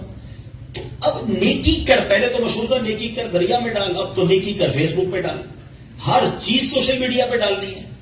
تو یہ جو دل کی چاہت ہے نا اندر سے, یہ سمجھو یہ بڑا باریک وار ہے. اور احادیث میں ریاکاری کے بارے میں اس قدر شدید روایتیں ہیں کہ اللہ کے حبیب علیہ الصلوۃ والسلام فرماتے ہیں کہ جب لوگ اپنے اعمال لے کر آئیں گے نا اللہ کی بارگاہ میں، اگین وہی والی بات، باکس والی بات یاد ہے نا کہ باکس کھولا تو کچھ نہیں، ریاکار جب اللہ کی بارگاہ میں اعمال لے کر آئیں گے تو ریاکاروں سے کہا جائے گا ان کے پاس جاؤ جن کے لیے تم ریاکاری کرتے تھے، انہی سے جا کے اپنا اجر لے لو۔ اللہ فرمائے گا میرے پاس کچھ بھی نہیں ہے، لوگوں کو دکھانا تھا نا، جاؤ ان سے جا کے لے لو اجر۔ ہمارا کیا ہوگا اگر ہمارے روزے، ہمارے حج، ہمارے عمرے، ہمارے صدقے اگر یہ کہہ دیا گیا؟ اور یہ اتنا باریک وار ہے شیطان کا کہ پتہ بھی نہیں چلتا، کہیں نہ کہیں بہانے سے ہم سے وہ ریاکاری کراتا ہے۔ مشہور حدیث آپ نے کئی بار سنی ہوگی کہ قیامت کے دن اللہ کی بارگاہ میں سب سے پہلے ایک شہید کا فیصلہ ہوگا، اس سے کہا جائے گا تو نے کیا کیا؟ اللہ فرمائے گا میں نے تجھے اتنی نعمتیں دی، وہ مانے گا یا اللہ ہاں مجھے نعمتیں ملی، حدیث کا خلاصہ ہے۔ اللہ فرمائے گا تو نے کیا کیا؟ کہ یا اللہ میں نے تیری راہ میں جہاد کیا، لڑتے لڑتے شہید ہو گیا، جان دے دی تیری بارگاہ میں۔ یعنی آپ سوچو یار، جان دینے سے بڑھ کر تو کچھ نہیں ہے نا، مگر اللہ کی طرف سے کیا ارشاد ہوگا؟ تو جھوٹا ہے، تو نے اس لیے یہ عمل کیا کہ تجھے بہادر کہا جائے، مجاہد کہا جائے، تجھے کہہ لیا گیا اے فرشتوں اس کو جہنم میں ڈال دو۔ شہید جہنم میں کیوں؟ نیت اللہ کی رضا کی نہیں تھی نا، شہرت کی تھی، لوگوں کو پتا چلے۔ اب اللہ کی بارگاہ میں ایک سخی لایا جائے گا، اے اللہ کی راہ میں خرچ کرنے والوں غور سے سنو، وہ سخی اللہ کی بارگاہ میں لایا جائے گا۔ اللہ فرمائے گا میں نے تجھے بہت مال دیا، کہے گا ہاں یا اللہ تو نے مال دیا مگر میں نے تیری راہ میں دل کھول کر خرچ کیا، غریبوں کے بچوں کی شادیاں کروائیں، میں خلاصہ کہہ رہا ہوں میں نے تیری راہ میں دل کھول کر خرچ کیا۔ ارشاد ہوگا کہ تو جھوٹا ہے، تو نے اس لیے کیا کہ تجھے سخی کہہ دیا جائے، اے فرشتوں اس کو بھی اٹھا کر جہنم میں ڈال۔ دنیا میں سخی مشہور ہو گئے تھے نا، بس اب جہنم میں جاؤ۔ تیسرا، قرآن کا قاری لایا جائے گا، علم سکھانے والا لایا جائے گا۔ اللہ کہے گا تجھے اتنی نعمتیں دی، وہ کہے گا ہاں مولا نعمتیں ملی، میں تو لوگوں کو علم پڑھاتا تھا، تیرا دین پڑھاتا تھا، قرآن پڑھاتا تھا۔ فرمایا تو جھوٹا ہے، تو نے اس لیے کیا کہ تجھے عالم کہا جائے، قاری کہا جائے، اے فرشتوں اس کو بھی اٹھا کر جہنم میں ڈال۔ کبھی بھی سیٹسفائی نہ ہوا کرے، پلیز ٹرائی ٹو انڈرسٹینڈ۔ شیطان مردود پہلی کوشش یہ کرتا ہے ہماری نیکیاں نہ ہوں، اور دوسری کوشش یہ کرتا ہے کہ اچھا نیکیاں کر لی نا، اب اس کو نل اینڈ وائڈ کیسے کروں، ڈیلیٹ کیسے کرواؤں، ضائع کیسے کرواؤں۔ ادھر اب مار کھا جاتے ہیں، ادھر اب سوچتے ہی نہیں ہیں۔ بڑا جی چاہتا ہے لوگوں کو پتا چلے اتنے حج کیے ہیں، اتنے عمرے کیے ہیں۔ ایکچولی ہماری تو روز لوگوں سے ملاقاتیں ہوتی ہیں نا، معذرت کے ساتھ کسی سے ملنے جاتے ہیں نا، سب جگہ نہیں لیکن کچھ جگہ ایسا ہوتا ہے کہ 15 منٹ کے اندر بندہ اپنی 15 سال کی نیکیاں گنواتا ہے کہ میں نے اتنے حج کیے ہیں، الحمدللہ ہر سال عمرے پہ جاتے ہیں، سرکار نے بڑا کرم کیا ہے، تہجد کی نماز کی بڑی پابندی ہے، تو رجب شعبان کے روزے بھی رکھتا ہوں، تو فلاں علاقے میں بھی غریبوں کی مدد کرتے ہیں، تو فلاں بھی۔ بندہ کہ ایسا کس نے پوچھا تھا یہ سب آپ سے؟ ہم نے طبیعت پوچھی تھی آپ کی، آپ نے طبیعت کے جواب میں پوری لسٹ نکال کے دے دی۔ اچھا اب ذرا میں چوٹ کرنے کے لیے کہہ رہا ہوں کہ جو بندہ 15 سال پرانا حج یاد رکھے ہوئے ہے، اس کو آج صبح جو جھوٹ بولا ہے وہ یاد ہے؟ تھوڑی دیر پہلے موبائل اٹھا کر حرام دیکھا وہ یاد ہے؟ آدھے گھنٹے پہلے غیبت کی تھی وہ یاد ہے؟ آج دن میں کئی گناہ ہوئے وہ یاد نہیں، اور 20 سال 25 سال پرانی نیکی یاد ہے جو بار بار لوگوں کو بتائی جا رہا ہے۔ پوچھے یہ کیوں؟ دیکھیں مجھے بتانے سے مجھے تو کوئی نقصان نہیں ہوا، آپ کا کہیں لاس تو نہیں ہو گیا۔ انما الاعمال بالنیات، اللہ کی بارگاہ میں ہماری نیتیں کیا ہیں؟ ہم سوچیں، تہجد تو اکیلے بھی پڑھتا ہے نا بندہ، لیکن کبھی ہم نے پڑھ لی تہجد، اب پیٹ میں درد ہو رہا ہے، سامنے والے کو کیسے بتاؤں کہ تہجد پڑھی ہے؟ بس یار آج بہت تھکا ہوا ہوں۔ خیریت کیوں تھکے ہیں حاجی صاحب؟ الحمدللہ تہجد پڑھ جاتا ہوں نا۔ اچھا تہجد بھی پڑھتے ہیں؟ اور ہوں دل وچ ٹھنڈ پی گئی، اینو پتہ چل گیا اسی تہجد گزار نے، وہ نہیں بلو ٹک آتا ہے پھر واٹس ایپ پہ میسج ریسیو، ہمیں لگتا ہے میری عبادت اس کو ریسیو ہو گئی، اور ساڑھے دل وچ ٹھنڈ پی، اور اللہ کے بندے ریسیو بھی ہو گئی، ادھر سے ڈیلیٹ بھی ہو گئی۔ کیوں بتانا ہے؟ میں جانوں میرا رب جانے۔ یہ سمجھو بات کو، یہ بڑی باریک شیطان کا وار ہے۔ مسجد میں چندہ دے، امام صاحب کو اسپیشل پرچی جاتی ہے، ذرا حاجی صاحب کے لیے اعلان کریں، ذرا کولر لگایا حاجی صاحب نے، مسجد کے پنکھے فلاں حاجی صاحب نے لگائے، قالین فلاں حاجی صاحب نے۔ کیوں؟ آپ قالین لگاتے، رب ثواب دینے والا ہے۔ میں ہر کسی اچھا اب اگین میں دیکھیں ہر اپنے ٹاپک پہ شیطان کا ایک وار بھی انکلوڈ کر رہا ہوں۔ شیطان پتہ کیا وار کر رہا ہوں؟ ہائے ہائے اتنا مردود ہے نا، یہ اس بیان میں بھی ہمیں کوئی اور بندہ یاد دلا رہا ہوگا، یہ عبدالحبیب بھائی صحیح کہہ رہے ہیں، یہ فلاں آدمی ہے نا مسجد میں اعلان کرواتا ہے، وہ فلاں آدمی ہے نا نیکیاں بڑی بتاتا ہے, وہ ہمیں کوئی اور یاد دلا رہا ہوگا, ہمیں اپنے بارے میں فیصلہ نہیں کرنے دے گا. ہمارے پاس کوئی پیرامیٹر نہیں ہے کہ ہم کسی کو ریاکار کہہ سکیں, کیونکہ اگر نیکی کوئی اعلانیہ اس لیے کر رہا ہے کہ لوگوں کو ترغیب ملے تو اس کا ثواب ہے. کیا ہے انما الاعمال بالنیات, میں اپنے دل کو تو چیک کر لوں, ہم اپنے دل کو سب چیک کریں, رائٹ لیفٹ نہیں دیکھنا. کہ میں جب اعلان کرنے کی سوچتا ہوں, میں جب واٹس ایپ یا فیس بک پہ لگاتا ہوں, میں جب دوستوں کو بتاتا ہوں قرآن اتنا پڑھا, تلاوت اتنی کی, بس یار آج آفس پہ غریب بندہ آیا تھا, بڑا پریشان تھا, میں نے تو یار اس کو فوراً 25,000 روپے دے دیے, یہ کس لیے کہا؟ اگر اچھی نیت ہے تو ٹھیک ہے, ورنہ ہم جانتے ہیں کہ سامنے والا کہے اچھا ماشاءاللہ یار اللہ آپ کو سلامت رکھے. پلیز شیطان کے وار کو سمجھو. میں نے آپ کے سامنے حدیث رکھی ہے کہ شہید جہنم میں جائے گا, وہ شہید جو جہاد کر رہا ہے مگر دکھاوے کے لیے کر رہا ہے, وہ سخی جہنم میں جائے گا جو کروڑوں لاکھوں روپے خرچ کر رہا ہے مگر دکھاوے کے ساتھ کر رہا ہے اللہ کے لیے. ایک چپتا ہوا سوال کر کے اگلے ٹاپک کی طرف جاتا ہوں. اپنے آپ سے میں بھی سوال کرتا ہوں, میں خود اپنے آپ سے بھی سوال کرتا ہوں, میری اور آپ کے پاس ایسی کتنی نیکیاں ہیں جو فقط میں جانوں اور میرا رب جانے؟ کبھی اکیلے میں سوال کرنا اپنے آپ سے, کسی کو نہیں پتا, دنیا میں کسی کو نہیں پتا, بس میں جانوں میرا رب جانے. ثواب تو اس سے ہی لینا ہے نا, جنت پہ تو اسی نے مجھے داخل کرنا ہے اپنے کرم سے, میں کیوں دنیا والوں کو بتاؤں؟ اچھا پھر اخلاص, ریاکاری کے اگینسٹ کیا ہے اخلاص. اخلاص کی تعریف پتہ کیا ہے؟ آئے ہائے علماء بھی کمال کرتے ہیں, ایک جملے میں گلی مکا دیتے ہیں, کہتے اخلاص کی تعریف یہ ہے جس طرح تم اپنے گناہوں کو چھپاتے ہو نا, اس طرح اپنی نیکیوں کو چھپاؤ. ہم میں سے کوئی چاہتا ہے میری خطائیں پتہ چلیں کہ میں نے کل کیا گناہ کیا, پرسوں کیا کیا؟ نہیں, کسی کو میری خطا نہیں پتہ چلنی چاہیے, ہم چھپاتے ہیں, مگر نیکیاں سب کو پتہ چلنی چاہیے. سمجھو اس وار کو شیطان کے. تیسرا عمل میں نے بتا دیا آپ کو, ریاکاری. چوتھا عمل جو اس سے ملتا جلتا ہی ہے, وہ بھی اعمال برباد کرنے والا عمل ہے, اور وہ ہے خود پسندی. انسان جو ہے نا اپنے اندر اپنے آپ کو بہت کچھ سمجھنے لگتا ہے. حدیث پاک میں آتا ہے خود پسندی 70 سال کے عمل کو برباد کر دیتی ہے.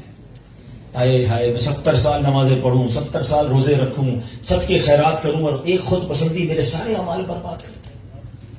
ایک بزرگ کے بارے میں آتا ہے, اپنے بچے کے ساتھ کہیں سفر پر جا رہے تھے, تو جب سفر پر جا رہے تھے تو سرائے خانہ آیا, رات کو سو گئے قافلے والوں کے ساتھ. باپ بیٹے اٹھے اور تہجد کی نماز پڑھی. تو تہجد پڑھی نا, تو بیٹے نے ابو کو کہا ابو یہ کیسے لوگ ہیں, سارے سوئے ہوئے ہیں, کوئی بھی نہیں اٹھا تہجد کے لیے. تو والد نے بیٹے کو بڑا کمال کا جواب دیا کہ بیٹا تو بھی سویا رہتا تو اچھا ہی تھا. سمجھائی بات؟ یہ جملہ بڑا کمال کا ہے. آپ تہجد پڑھ کر دوسروں کو حقیر سمجھنے لگے نا, اور اپنے آپ کو میں نے تہجد پڑھی, دیکھو یار یہ سب سو رہے ہیں. یہی تو خود پسندی ہے کہ اپنے آپ کو کچھ سمجھ رہے ہیں, اس کا اپنا ہی کمال سمجھ رہے ہیں, اللہ کی عطا نہیں سمجھ رہے اسے.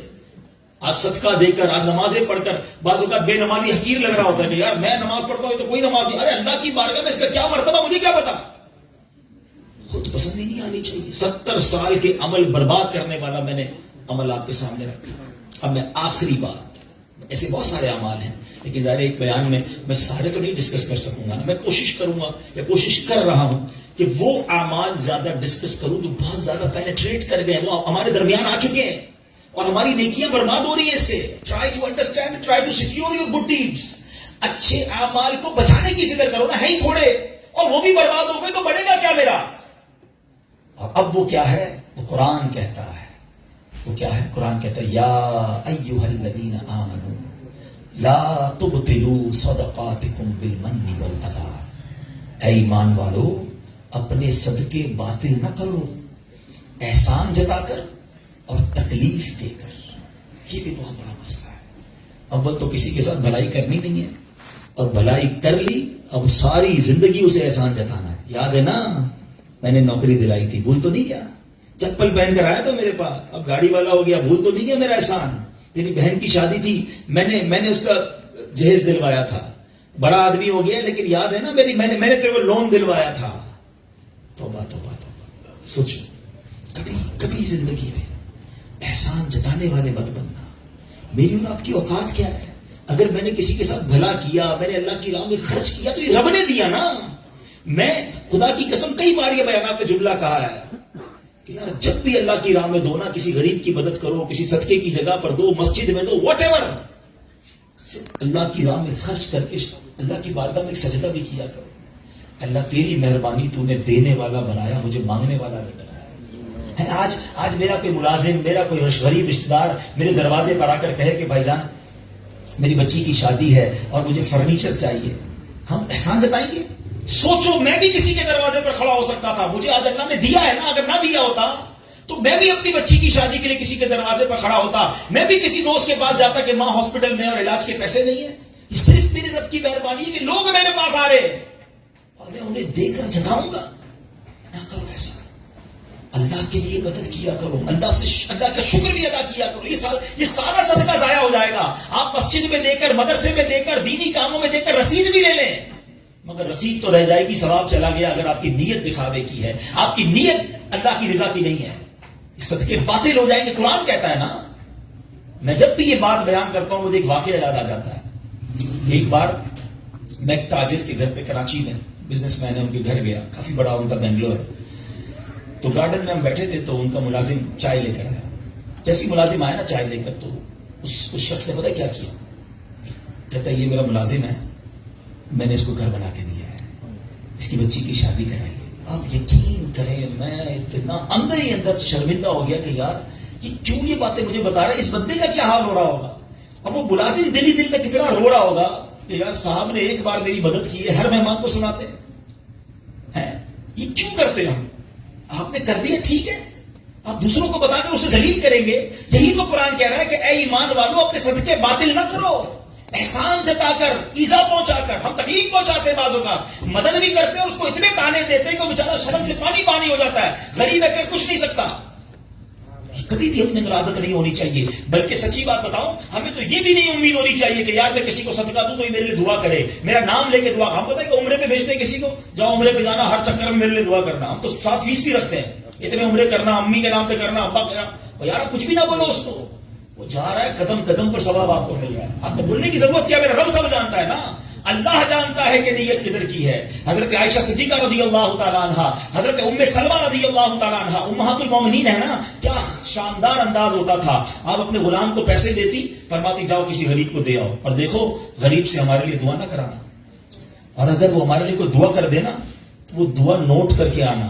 اب مثال کے طور پہ وہ غریب کو جا کے پیسے دیتے, غریب دعا کرتا کہ یا اللہ ان کی خیر ہو, رزق میں برکت ہو, وہ دعائیں لکھ کر لاتے. اور حضرت ام سلمہ اور بی بی عائشہ ہاتھ اٹھا کر اس فقیر کے لیے وہی دعائیں کیا کرتی جو انہوں نے ان کے لیے کی تھی, اور فرماتی دعا کا بدلہ دعا ہو جائے, رقم کا اجر اللہ سے لینا ہے. سبحان اللہ, کیا انداز ہے. صدقہ کریں, اللہ کی راہ میں خرچ کرو, مگر ایسے کرو کہ دائیں ہاتھ سے خرچ کرو, بائیں ہاتھ کو پتہ نہ چلے. وہی سوال اگین, ایسے کتنے اعمال ہیں میرے اور آپ کے پاس کہ میں جانوں اور میرا رب جانے.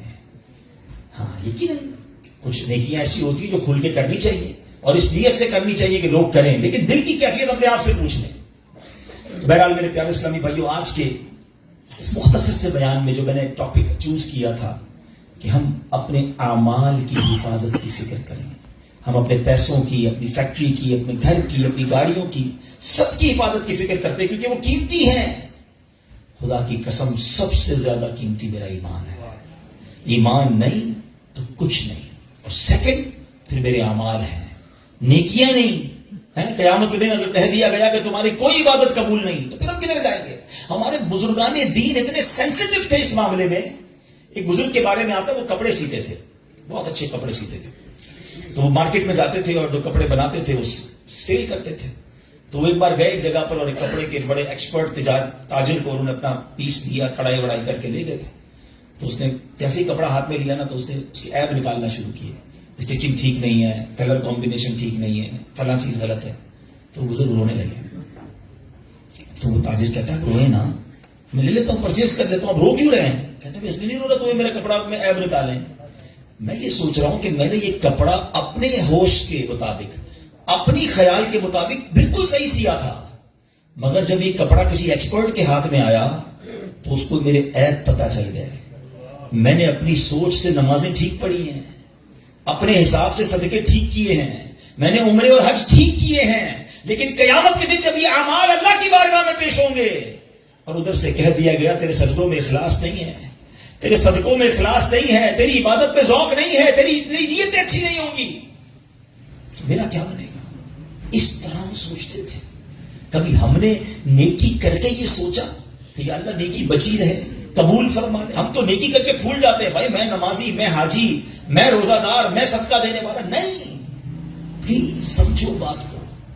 ہم نے کئی ایسے واقعات پڑھے ہیں کہ جو بڑے بڑے نامور اس زمانے کے جناب مستجاب الدعوات ہوا کرتے تھے. جب شیطان غالب آیا، نفس غالب آیا، لالچ غالب آئی تو ایمان بھی ہاتھ سے چلا گیا. بلم بن باعورہ کا واقعہ کس کو نہیں پتا؟ مستجاب الدعوات تھا وہ شخص، لیکن جب لالچ غالب آئی، شیطان کا داؤ چل گیا، حضرت موسیٰ کے خلاف ہوا، ان کے بارے میں بددعا کرنے لگا، اس کی زبان لٹک کر باہر آ گئی اور کفر پر اس پر خاتمہ ہوا. ہمیں ڈرنا ہے، دعائیں مانگنی ہے، اور یہ خوف ہمیں صحابہ میں نظر آتا ہے. ہاں، سیدنا ابو بکر صدیق، حضرت عثمان غنی، حضرت مولا علی، بی بی فاطمہ، بی بی عائشہ رضی اللہ عنہ، ان کی واقعات کو پڑھیں. یہ تنکا اٹھا کر کہا کرتے تھے کاش میں تنکا ہوتا انسان نہ ہوتا. کیوں کہتے تھے؟ کہ اللہ کی بارگاہ میں پیش ہوا اور وہاں میرا ایمان نہ چلا جائے، میرے اعمال برباد نہ ہو جائیں. تو بہرحال میرے پیارے اسلامی بھائیو، یہ فکر میں آج کے بیان میں پیش کرنا چاہتا تھا. حسد سے بچنا ہے، نیت کر لیں انشاءاللہ. ہم نے احسان جتانے سے اور دکھلاوے سے بچنا ہے، خود پسندی سے بچنا ہے، اور سب سے مین جو پہلا میرا ٹاپک تھا، ایمان کی حفاظت کی فکر کرنی ہے. ایمان کے ڈاکو گھوم رہے ہیں، یقین کریں، اور وہ ایسا ڈاکو ہے شیطان کی نظر بھی نہیں آتا. اور ڈاکو تو نظر آتے نا، پولیس والا آپ کھڑا کر لیں گے. آپ کو دل کے آگے پیچھے پہرے دار بٹھانے ہوں گے. پہرے دار کون ہیں؟ آپ نے نماز پڑھ کے پہرے دار بٹھانا ہوگا، آپ نے کلمہ پاک کا ورد کرنا ہوگا. اچھا، یہ بھی بڑا پرابلم ہے. سب کی تمنا کیا ہے؟ یا اللہ مرنے سے پہلے، مرتے وقت کیا نصیب کرنا؟ کلمہ نصیب کرنا. آج دن میں کتنی بار کلمہ پڑھا؟ یہ چیک کرو نا. مرتے وقت سب کو کلمہ چاہیے، زندگی میں پڑھو نا. اور یہ بات بڑی عجیب بتانے جا رہا ہوں، ایک بزرگ کا جملہ میں بھولتا نہیں ہوں. وہ کہتے ہیں اپنی زبان کو کلمے کا عادی بناؤ، تاکہ جس دن زبانیں بھاری پڑے گی اس دن تمہاری زبان سے کلمہ جاری ہو جائے. موت کے وقت زبان بھاری ہو جاتی ہے، مگر ہم کئی ہفتے ہو گئے کلمہ نہیں پڑھا. ہم نے کتنی تسبیحاں پڑھی کلمے کی؟ روز کم از کم 1 تسبیح، 100 بار کلمہ. اچھا، آپ کو پتا ہے حدیث پاک میں افضل الذکر کہا گیا.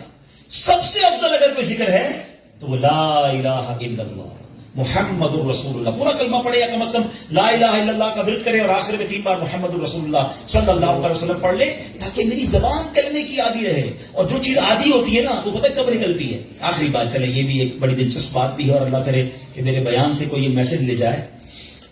انسان پر جب دھکا لگتا ہے نا، چوٹ لگتی ہے، مشکل وقت آتا ہے، تو جو اندر اصلی ہوتا ہے نا باہر نکل آتا ہے.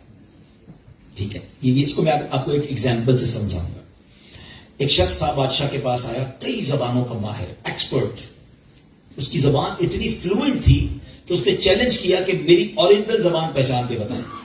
عربی بھی تو انگلش بھی تو اردو بھی تو فرینچ بھی، جس زبان میں بات کریں اس زبان میں وہ جواب دے، بڑی فلوئنٹ جواب دے. کوئی نہیں پہچان سکا. ایک شخص آیا، کہتا بادشاہ سلامت مجھے تھوڑا ٹائم دے، میں اس کو پہچان لوں. کیسے؟ کہا مجھے اس کے ساتھ ہی رکھ دیں اپنے محل میں. ان دونوں کو ایک ہی کمرہ دے دیا. صبح ہوئی تو وہ بندہ کمرے سے باہر نکلا، جب سیڑھیوں پہ آیا تو پیچھے سے اس کو دھکا دے دیا. وہ لڑکھڑاتا ہوا نیچے گرا، اور اب اس کو برا بھلا کہنا شروع کر دیا، گالیاں نکالنا شروع کر دی. کہا بادشاہ سلامت جس زبان میں گالیاں دے رہے ہیں یہ اس کی اصل زبان ہے. جب بندے کو جھٹکا لگتا ہے نا تو اس کا اصل باہر آتا ہے. اس کو اور آسان سمجھا دیتا ہوں. ابھی یہ بیچارے ہمارے بھائی کھانا وغیرہ لگا رہے ہیں، کوئی سالن لے کر، پیالہ لے کر ہمارے قریب سے گزرے، اس کو ٹھوکر لگے گی تو برتن سے کیا نکلے گا؟ سالن گرے گا نا. اور اگر کوئی پانی کا پیالہ لے کے جا رہا ہے، اس کو ٹھوکر لگائیں گے تو کیا کرے گا؟ تو جو ٹھوکر لگتی ہے نا، جو اندر ہوتا ہے نا، وہی باہر نکلتا ہے. اب مثال دیتا ہوں، آپ موٹر سائیکل پہ جا رہے ہیں، گاڑی پہ جا رہے ہیں، اچانک بریک لگا، ایکسیڈنٹ ہونے سے بچے آپ، کیا نکلا زبان سے؟ کچھ لوگوں کی زبان سے اس وقت گالی نکلتی ہے، اور کچھ لوگوں کی زبان سے ماشاءاللہ اس وقت یا رسول اللہ نکلتا ہے، لا الہ الا اللہ نکلتا ہے، یا غوث اعظم نکلتا ہے. کیوں؟ اندر اچھا بھرا ہوا ہے. جب جھٹکا لگانا تو اندر والا باہر آ گیا. اور ہم نے دیکھا ہے اس وقت کئی ایسے لوگ ہوتے ہیں جن کی زبان سے اس وقت کی گالی نکلتی ہے، بری بات نکلتی ہے، ارے تیری تو. کیوں؟ اندر گندا بھرا ہوا ہے. اپنے برتن کو صاف رکھنا، موت کے وقت ایک جھٹکا لگنا ہے، اور جب جھٹکا لگے نا تو میری زبان کلمہ پڑھ لے. میری زبان میرے آقا کا نام لے لے, میری زبان درود پاک پڑھ لے. اندر اچھا ہونا چاہیے, بری محفلیں چھوڑ دو, برے دوست چھوڑ دو, ورنہ یہ گندگی بھر جائے گی دل میں. اور روزانہ کم از کم 100 بار نیت کرو کہ کلمہ پاک پڑھیں گے. ابھی کلمے پڑھتے رہو تاکہ مشکل وقت جب آئے, جب سکرات کے وقت زبان بھاری ہو جائے تو میری زبان کلمہ پڑھنے والی بن جائے. تو انشاءاللہ کلمے کے عادی بن جاؤ, اور ایسے دوستوں سے بچو, ایسی محفلوں سے بچو جہاں کفریہ باتیں کی جاتی ہیں. میرے رضا نے تو 100 سال پہلے کہہ دیا تھا کہ سونا جنگل, رات اندھیری, چھائی بدنی کالی ہے, سونے والو جاگتے رہیو, چوروں کی رکھوالی ہے. اور چور بھی کیسا ہے شیطان؟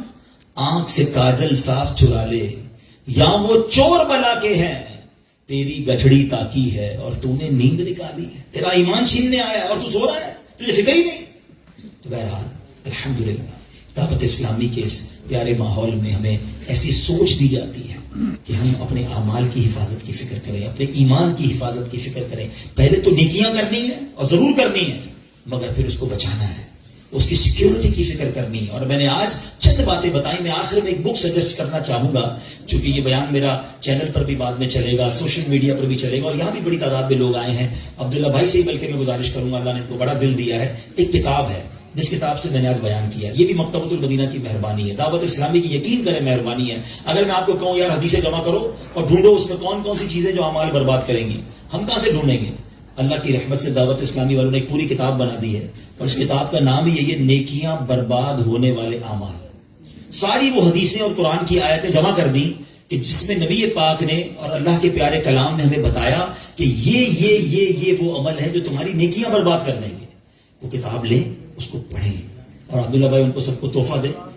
عبداللہ بھائی آپ سب کے گھر میں بھجوائیں گے انشاءاللہ. اللہ اس برکت سے ان کے اعمال سلامت رکھے اور ہم سب کے اعمال بھی سلامت رکھے. یہ وہ چیزیں کرنے والی, ہم پتہ نہیں مٹھائیوں کے ڈبے تو وہ اتنے سارے, وہ سندھ میں جاؤ تو اجرکی پہنا رہے ہوتے ہیں, آپ کے یہاں ہو تو پتہ نہیں ہار پہنا رہے ہوتے ہیں. یہ تحفے دیا کریں, کتابیں علم بانٹیں دوسروں سے تاکہ باقی رہے وہ تحفہ, ثواب ملے ہمیں. تو بہرحال آج انشاءاللہ یہ آپ نے اور میں نے عزم کر کے جانا ہے, اب شیطان کو نیکیاں نہیں برباد کرنے دوں. ایسے کیسے برباد کر دے؟ تو اتنی مشکل سے نیکی کماؤ اور میری برباد کر دے ایک جھٹکے کے اندر. آپ کے پیسے کو چھین لے, کتنا برا لگتا ہے کہ یار میں آج سارا دن محنت کر کے اپنے بچوں کے لیے پیسے کما کے آؤں اور رات کو آؤں اور اپنے پیسوں کو آگ لگا دوں. کوئی نہیں کرنے دے گا, یہ ہم حسد کر کے نیکیوں کو آگ لگا دیتے ہیں. تو انشاءاللہ آج کے بعد اپنی نیکیوں کی حفاظت کریں گے, اور نیکیاں بڑھانے اور نیکیوں کی حفاظت کرنے کے لیے اللہ کی رحمت سے دعوت اسلامی کا ماحول آپ کے سامنے ہے. اس ماحول سے وابستہ رہیں, دعوت اسلامی کے اجتماعات میں آتے رہیں, مدنی چینل دیکھتے رہیں, اس طرح کے مزید بیانات سنتے رہیں گے تو انشاءاللہ آپ کو سیکھنے کو ملتا رہے گا انشاءاللہ عز و جل. اور مدنی قافلوں میں بھی سفر کریں. اللہ کریم ہم سب کا جمع ہونا اپنی بارگاہ میں قبول فرمائے. صلو علی الحبیب صلی اللہ تعالی علی محمد صلی اللہ علیہ وسلم. فہیم بھائی مجھے دعا کا اشارہ کر رہے ہیں اور عبداللہ بھائی کہہ رہے ہیں کہ 12 منٹ کچھ اور بات کر لیں. میں عبداللہ بھائی کو منع نہیں کر سکتا. دراصل میرا ایک اور بیان ہے, اور میں آپ کو دعوت بھی دیتا ہوں, کھانا وغیرہ کھا کے آپ وہاں بھی آ جائیے گا انشاءاللہ. وہاں ایک اور موضوع ہے اور وہ موضوع بھی بڑا اہم ہے, اور آپ آئیں گے تو انشاءاللہ وہ بھی سیکھیں گے. چل میں عبداللہ بھائی کی خواہش پر سید اعلیٰ حضرت امام اہل سنت کے کچھ وہ کلام, اعلیٰ حضرت امام اہل سنت کی کیا بات ہے, اور مجھے یقیناً ان سے ایک والہانہ پیار ہے. سچی بات یہ ہے کہ سید اعلیٰ حضرت ایک انسٹیٹیوٹ ہے جو آج 100 سال بعد بھی ہمیں سکھا رہے ہیں کہ نبی پاک سے محبت کیسے کرنا ہے, پیارے آقا سے پیار کیسے کرنا ہے. آقا علیہ السلام سے محبت ہو تو اس کا انداز کیا ہو. میں اور آپ کسی باغ میں جاتے ہیں, کسی گلشن میں جاتے ہیں تو ہم اس باغ کی خوبصورتی میں کھو جاتے ہیں, مگر سچا عاشق جاتا ہے تو وہ لکھتے ہیں انہی کی بو مایا سمن ہے, انہی کا جلوہ چمن چمن ہے, انہی سے گلشن مہک رہے ہیں, انہی کی رنگت گلاب میں ہے. سبحان اللہ. وہ چاند کو دیکھتے ہیں تو کہتے ہیں کہ کیا کہتے ہیں, فرماتے ہیں کہ یہ جو مہر و ماں پہ ہے اطلاق آقا نور کا, آقا بھیک تیرے نام کی ہے, استعارہ نور کا. چاند جھک جاتا جدھر انگلی اٹھاتے مہد میں, کیا ہی چلتا تھا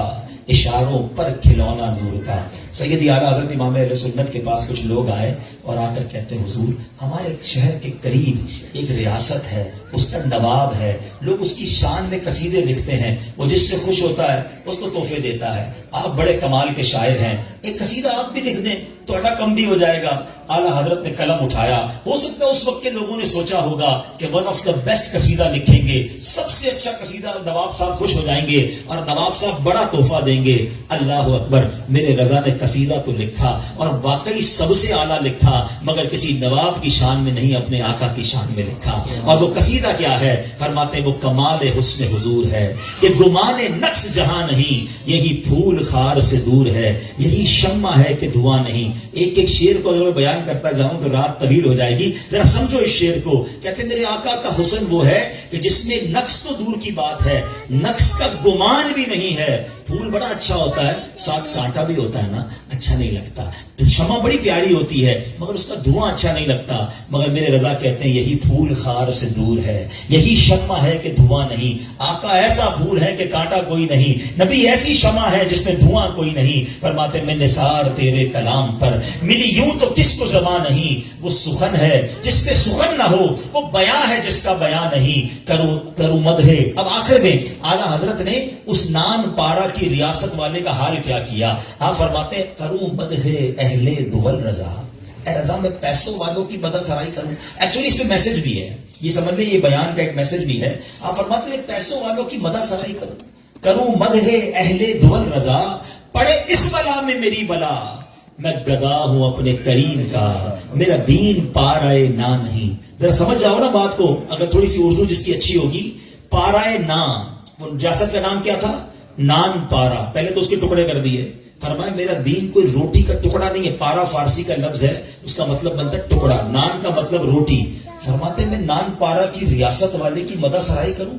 میرا دین روٹی کا ٹکڑا نہیں ہے کہ دین ایسا پیسوں کے لیے بیچتا رہوں. یہ میسج ہے ہم سب کے لیے کہ تھوڑے کاروبار کے نفع کے لیے, تھوڑی جناب دنیا کے لیے ہم دین میں کمپرومائز کر لیتے ہیں کہ کوئی بات نہیں یار, تھوڑا جھوٹ بول لو, تھوڑی رشوت کا کام کر لو, تھوڑا ہی سود انوالو ہو رہا ہے نا, تھوڑی ملاوٹ ہو رہی ہے. جب بھی شیطان گناہ کی طرف لے کر جائے, میرے رضا کا یہ جملہ یاد کر لینا کہ میں گدا ہوں اپنے کریم کا, میں گدا ہوں اپنے کریم کا, میرا دین پارائے نا نہیں. میں تھوڑے پیسوں کے لیے, دنیا کے کسی مقصد کے لیے اپنے آقا کے دین سے غداری نہیں کر سکتا. میں گدا ہوں اپنے کریم کا, میرا دین پارائے نا نہیں. یہ بریلی کے تاجدار جب مدینے گئے, ارے آج بھی ہمیں تڑپاتے ہیں جب مدینے جاتے ہیں اور اعلیٰ حضرت کے کلام پڑھتے ہیں. سوچو جب یہ سچا عاشق گیا ہوگا کیفیت کیا ہوگی. دل میں تمنا تھی کہ نبی پاک علیہ الصلوۃ والسلام کا دیدار کرنا ہے, اور جب سرکار علیہ الصلوۃ والسلام کا دیدار کرنا ہے, ساری رات روضہ رسول پر حاضر ہو کر درود پاک پڑھتے رہے, دیدار نہ ہوا. اللہ اکبر, اعلیٰ حضرت نے قلم اٹھایا, ایک ایسا قصیدہ لکھا. آپ لکھتے ہیں وہ سوئے لال ہزار پھرتے ہیں, تیرے دن اے بہار پھرتے ہیں, ہر چراغے مزار پر کچھ سی کیسے پروانہ وار پھرتے ہیں. فرماتے ہیں اس گلی کا گدا ہوں میں جس میں مانگتے تاجدار پھرتے ہیں. اور آخر میں مقطع کیا لکھا, اس درد کے ساتھ لکھا کہ آپ لکھتے ہیں کوئی کیوں پوچھے تیری بات رضا. اے رضا تجھ سے, تیری جیسے تو بہت ہے نا, اتنا بڑا دربار ہے, تیری اوقات کیا ہے, کوئی کیوں پوچھے تیری بات رضا. انکساری کرتے ہوئے لکھتے تجھ سے کتے ہزار پھرتے ہیں. اب کرم کیا ہوا کہ نبی پاک نے سیدی اعلیٰ حضرت کو سر کی آنکھوں سے, جاگتی آنکھوں سے اپنا دیدار عطا فرمایا. ایسے عاشق رسول ہے میرے رضا. تو اعلیٰ حضرت سبحان اللہ, اعلیٰ حضرت کا اللہ ہم کو فیضان عطا فرمائے. اعلیٰ حضرت صرف زبانی عشق نہیں کرتے تھے, پریکٹیکلی بھی آپ نے ثابت کیا. آپ سرکار کی آل سے کیسی محبت کرتے. آج مثال کے طور پہ کہیں علماء کو بیان کے لیے بلایا جاتا ہے تو انہیں گاڑی دی جاتی ہے. اس زمانے میں ڈولی بھیجی جاتی تھی, لوگ کاندھوں پہ ڈولی اٹھاتے تھے. اعلیٰ حضرت کو کہیں بیان کے لیے بلایا گیا, سیدی اعلیٰ حضرت کو ڈولی میں بٹھایا گیا, 4 مزدوروں نے کاندھا دیا, اب لے کر جا رہے ہیں. سبحان اللہ, آج میں اور آپ جب ہمیں کوئی بتائے نا میں سید زادہ ہوں تو پتہ چلتا ہے یہ آل رسول ہے. مگر محبت رسول کی اس سٹیج پر تھے میرے رضا کہ ان کو نبی پاک کی آل کی خوشبو آ جایا کرتی تھی. آپ نے ڈولی رکوائی, کہا روکو روکو, ڈولی روک دی گئی. آپ باہر آتے ہیں اور ان 4 مزدوروں سے پوچھتے ہیں بتاؤ تم میں سید زادہ کون ہے, مجھے میرے آقا کی خوشبو آ رہی ہے. اللہ اکبر, ذرا سوچو یہ فنا فی رسول کا کیسا مرتبہ ہے. ایک مزدور آگے آتا ہے, سید زادہ, کہتا حضور کیا مجھ سے تو غلطی ہو گئی, میں ہی سید زادہ ہوں, کیا میں نے آپ کی شان میں کوئی گستاخی کی. اللہ اکبر, اعلیٰ حضرت کی آنکھوں سے ٹپ ٹپ آنسو گرنے لگے. کہنے سید زادے تمہارا کوئی قصور نہیں ہے. مجھے معلوم نہیں تھا کہ میری ڈولی اٹھانے والا کوئی سید زادہ ہے. وہ سید زادے کہتے حضور آپ کا کیا قصور ہے؟ میں غریب تھا, میرے پاس کام نہیں تھا, روزگار نہیں تھا, میں آج کام کرنے آ گیا. کہ نہیں نہیں سید زادے, شہزادے, اگر قیامت کے دن اللہ کے حبیب نے مجھ سے پوچھ لیا کہ اے رضا میری آل کے کاندھے اس لیے تھے کہ تم ان کو ان کے کاندھوں پہ سواری کرتے, احمد رضا نبی پاک کو کیا جواب دے سکے گا؟ شہزادے مجھے معاف کر دو. لوگ جمع ہونے لگ گئے. بریلی کے بازار میں جھمگٹا لگ گیا کہ وقت کا امام ایک مزدور کے آگے ہاتھ جوڑ کر کھڑا ہے. شہزادہ کہتا ہے نہیں نہیں میرا آپ کا کیا قصور ہے؟ مگر اعلیٰ حضرت نے اپنا امامہ اتارا, اس سید زادے کے قدموں میں رکھ دیا, کہا مجھے معاف کر دو. سید زادہ کہتا ہے حضور میں نے آپ کو معاف کیا. کہ نہیں نہیں احمد رضا کا دل جب مطمئن ہوگا کہ اب جب آپ ڈولی میں بیٹھیں گے اور احمد رضا اسے کاندھا دے گا. اللہ اکبر. بریلی والوں نے یہ منظر دیکھا, اس آسمان نے یہ منظر دیکھا کہ وقت کا امام, اس وقت کا مجتہد, آپ جناب سید زادے کو ڈولی میں بٹھاتے ہیں اور اپنے کاندھے پر اٹھاتے ہیں. میرے رضا نے صرف زبانی نہیں لکھا, پریکٹیکلی پروف کیا کہ آقا تیری نسل پاک میں ہے بچہ بچہ نور کا, تیری نسل پاک میں ہے بچہ بچہ نور کا, تو ہے عین نور, تیرا سب گھرانہ نور کا. اللہ میں نبی پاک سے, ان کی آل سے, ان کی نسبت والی چیزوں سے سچی محبت عطا فرمائے اور جلدی جلدی ہم سب کو مدینہ پاک کی حاضری بھی نصیب فرمائے. دو شعر انشاءاللہ ایک کلام کے جس میں مدینہ پاک کی حاضری کا ذکر ہے, پھر آپ سے میں انشاءاللہ اجازت دعا کریں گے انشاءاللہ. سوچتا ہوں میں وہ گھڑی کیا جب گھڑی ہوگی, سوچتا ہوں میں وہ گھڑی کیا جب گھڑی ہوگی, سوچتا ہوں میں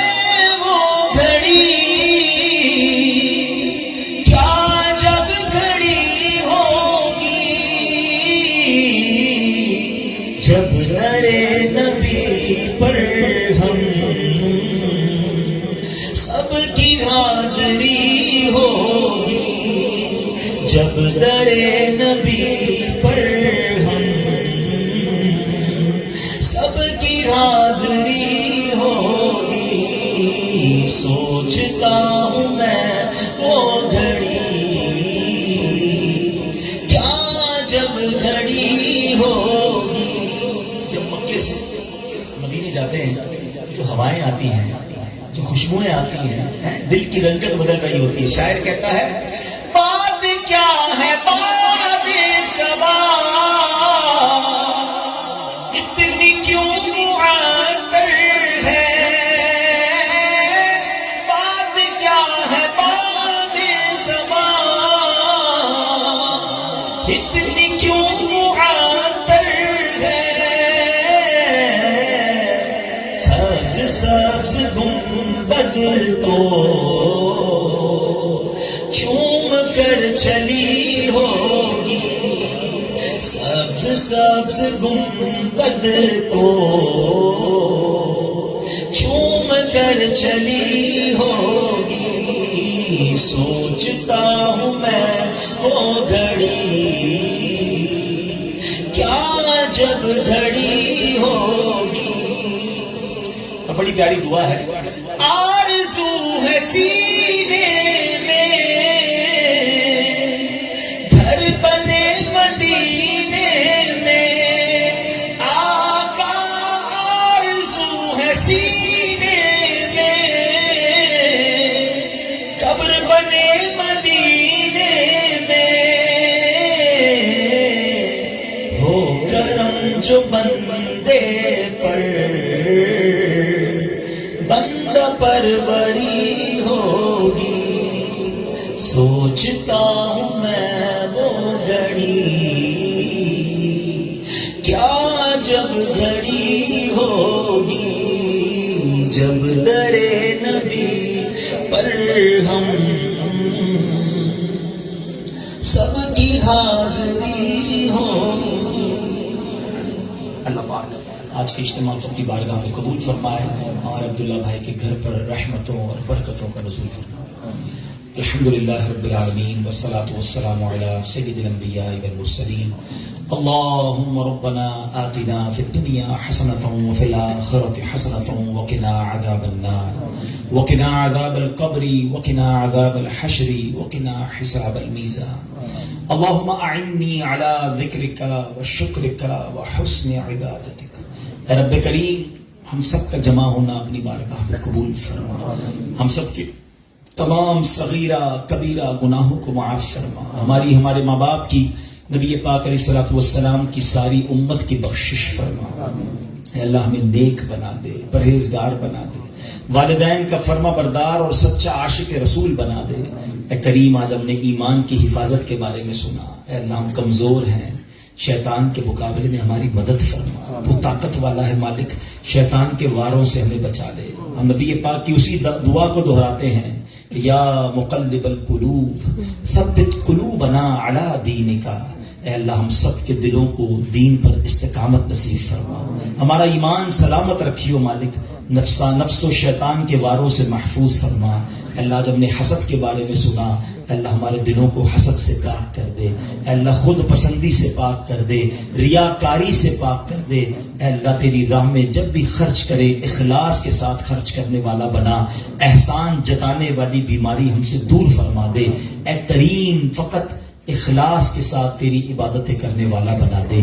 اب تک جو نیکیاں ٹوٹی پھوٹی کی، ہم مانتے ہیں اس میں اخلاص بھی نہیں، اس میں کوئی اچھی بات نہیں ہے، ہمیں معلوم ہے ناقص عمل کیے ہیں، مگر تو کریم ہے مولا، اپنے کرم سے ہماری ٹوٹی پھوٹی نیکیاں قبول فرما دے۔ اللہ سے ضائع ہونے سے بھی تو نہیں بچانا ہے، ہم تو کمزور ہیں مالک، کہیں تہی دامن نہ رہ جائیں، کہیں خالی ہاتھ نہ ہو جائیں۔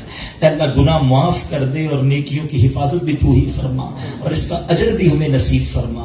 اے اللہ جتنے ہاتھ اٹھے ہیں تو سب کے نام بھی جانتا ہے، کام بھی جانتا ہے، جو بیمار ادھر آئے ہیں، جو بیمار گھر یا ہاسپٹل میں چھوڑ آئے ہیں، اے شفا دینے والے ہمارے مریضوں کو شفا عطا فرما۔ اے اللہ جو بے اولاد ہیں انہیں نیک اور صالح اولاد دے دے، جو روٹھے ہیں ان کو بنا دے، جو بچھڑے ہیں ان کو ملا دے۔ اے اللہ بے اولادوں کو نیک اور صالح اولاد دے، اور جن کو اولاد دے دی ہے اے اللہ ان کو اولاد کا سکھ نصیب فرما۔ اے اللہ جن بچے بچیوں کے رشتے ہو گئے ان کو گھروں میں خوشیاں عطا فرما، جن کے رشتے ہونا باقی ہیں اچھے اور نیک رشتے عطا فرما، ہم سب کے رزق حلال میں برکت عطا فرما، رزق حرام سے ہم سب کو محفوظ فرما، ہماری دنیا بھی اچھی کر دے، ہماری آخرت بھی اچھی کر دے، ہمیں زوال نعمت سے بچا۔ اے اللہ بار بار حرمین طیبین کی حاضریاں ہمارا مقدر فرما، زندگی کی آخری نماز کھڑے ہو کر مسجد نبوی میں ادا کریں، اور اللہ مدینہ پاک میں ایمان اور عافیت کے ساتھ آقا کی دید کے ساتھ ہمیں موت نصیب فرما، جنت البقیع ہم سب کا مقدر فرما دے۔ اے کریم ہمارے عبداللہ بھائی نے جس نے ایک مقصد کے لیے محفل سجائی اس میں انہیں کامیابی عطا فرما، اس محفل کا فیضان ان کے پورے گھرانے پر جاری و ساری فرما دے، ہماری دعوت اسلامی کو ترقیاں عطا فرما، ہمیں بھی دعوت اسلامی کا دست و بازو بننے کی توفیق عطا فرما، بالخصوص مالک ہمارے وطن عزیز پاکستان کی خیر فرما۔ اے اللہ جو یہ عدم استحکام آیا ہوا ہے، عجیب کیفیت ہے، اے اللہ لوگ مہنگائی کے بوجھ تلے دب گئے ہیں، مالک کرم کر دے، تیرے بندے بہت دکھی ہیں مالک، دکھیاروں کی مدد فرما۔ اے اللہ بالخصوص جو سیلاب زدہ لوگ ہیں اللہ ان کی غیب سے مدد فرما، جو ان کی مدد کر رہے ہیں مولا تو ان کی بھی مدد فرما، ہمیں ان کا ساتھ دینے والا بنا دے۔ اے کریم ہم سب سے کوئی ایسا کام لے لے جو ہماری مغفرت کا ذریعہ بن جائے، صدقہ جاریہ کا باعث بن جائے، ان کاموں سے بچا لے مولا جن سے تو ناراض ہوتا ہے۔ اے رب کریم جو ہمارے حق میں بہتر ہے ہمیں عطا کر دے، جو حق میں بہتر نہیں اس کا خیال بھی دل سے نکال دے۔ ربنا تقبل منا انك انت السميع العليم وتب علينا يا مولانا انك انت التواب الرحيم ببركة ان الله وملائكته يصلون على النبي يا ايها الذين امنوا صلوا عليه وسلموا تسليما اللهم صل على سيدنا ومولانا محمد طب القلوب ودوائها وعافية الابدان وشفائها ونور الابصار وضیائها وعلى آلہ وصحبہ وبارک وسلم۔ جب دم واپسی ہو یا اللہ، سامنے ہو روضہ رسول اللہ، اور لب پہ ہو لا الہ الا اللہ محمد رسول اللہ صلی اللہ علیہ وسلم۔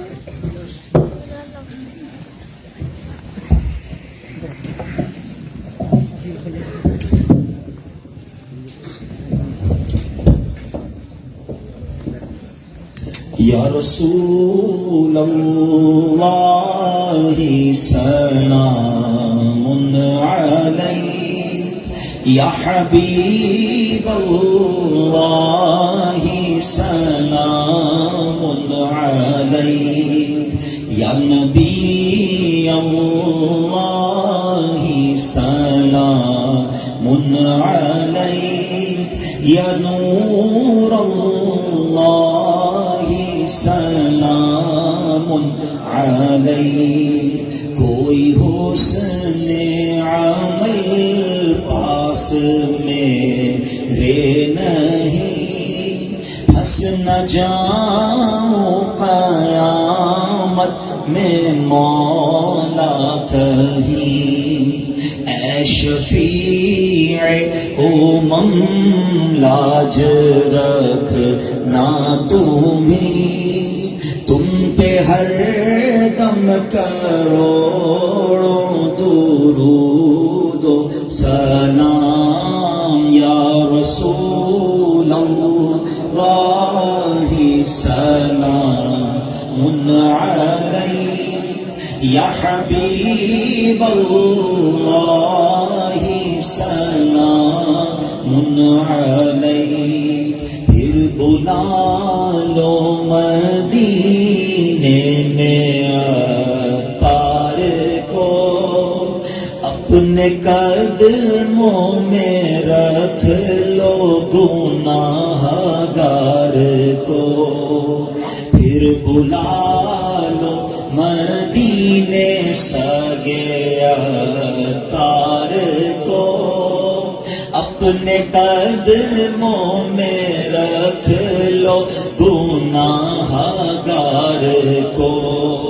کوئی اس کے سوا آرزو ہی نہیں، تم پہ ہر دم کروڑوں درود و سلام۔ یا رسول اللہ سلام علیک، یا حبیب اللہ سلام علیک۔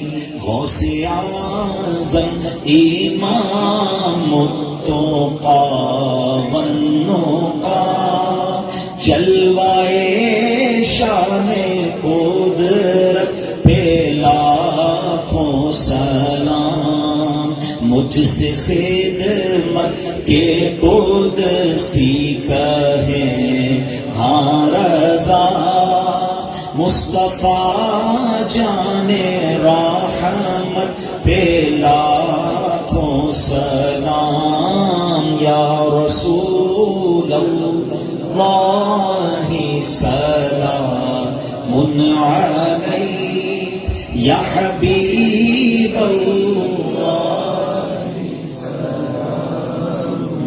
الصلاة والسلام عليك يا رسول الله وعلى آلك وصحبك يا حبيب الله، سبحانك اللهم وبحمدك لا إله إلا أنت أستغفرك وأتوب إليك۔ اللہ کریم آج کی اس محفل کا ثواب نبی پاک صلی اللہ علیہ وسلم کی بارگاہ میں ہدیۃً تحفۃً پیش کرتے ہیں، قبول فرما۔ پیارے آقا کے وسیلہ جریدہ سے تمام انبیاء کرام، صحابہ کرام، تابعین، تبع تابعین، اولیاء کاملین، بالخصوص سیدی غوث اعظم رضی اللہ تعالیٰ عنہ، تمام مسلمین، تمام مسلمات، خصوصاً بالخصوص ہمارے عبداللہ سندھی بھائی کے مرحوم والدین اور ان کے خاندان میں جو لوگ بھی دنیا سے چلے گئے، ان سب کی ارواح کو پیش کرتے ہیں، قبول فرما۔ وصلی اللہ تعالی علی خیر خلقہ محمد وآلہ وصحبہ اجمعین برحمتہ۔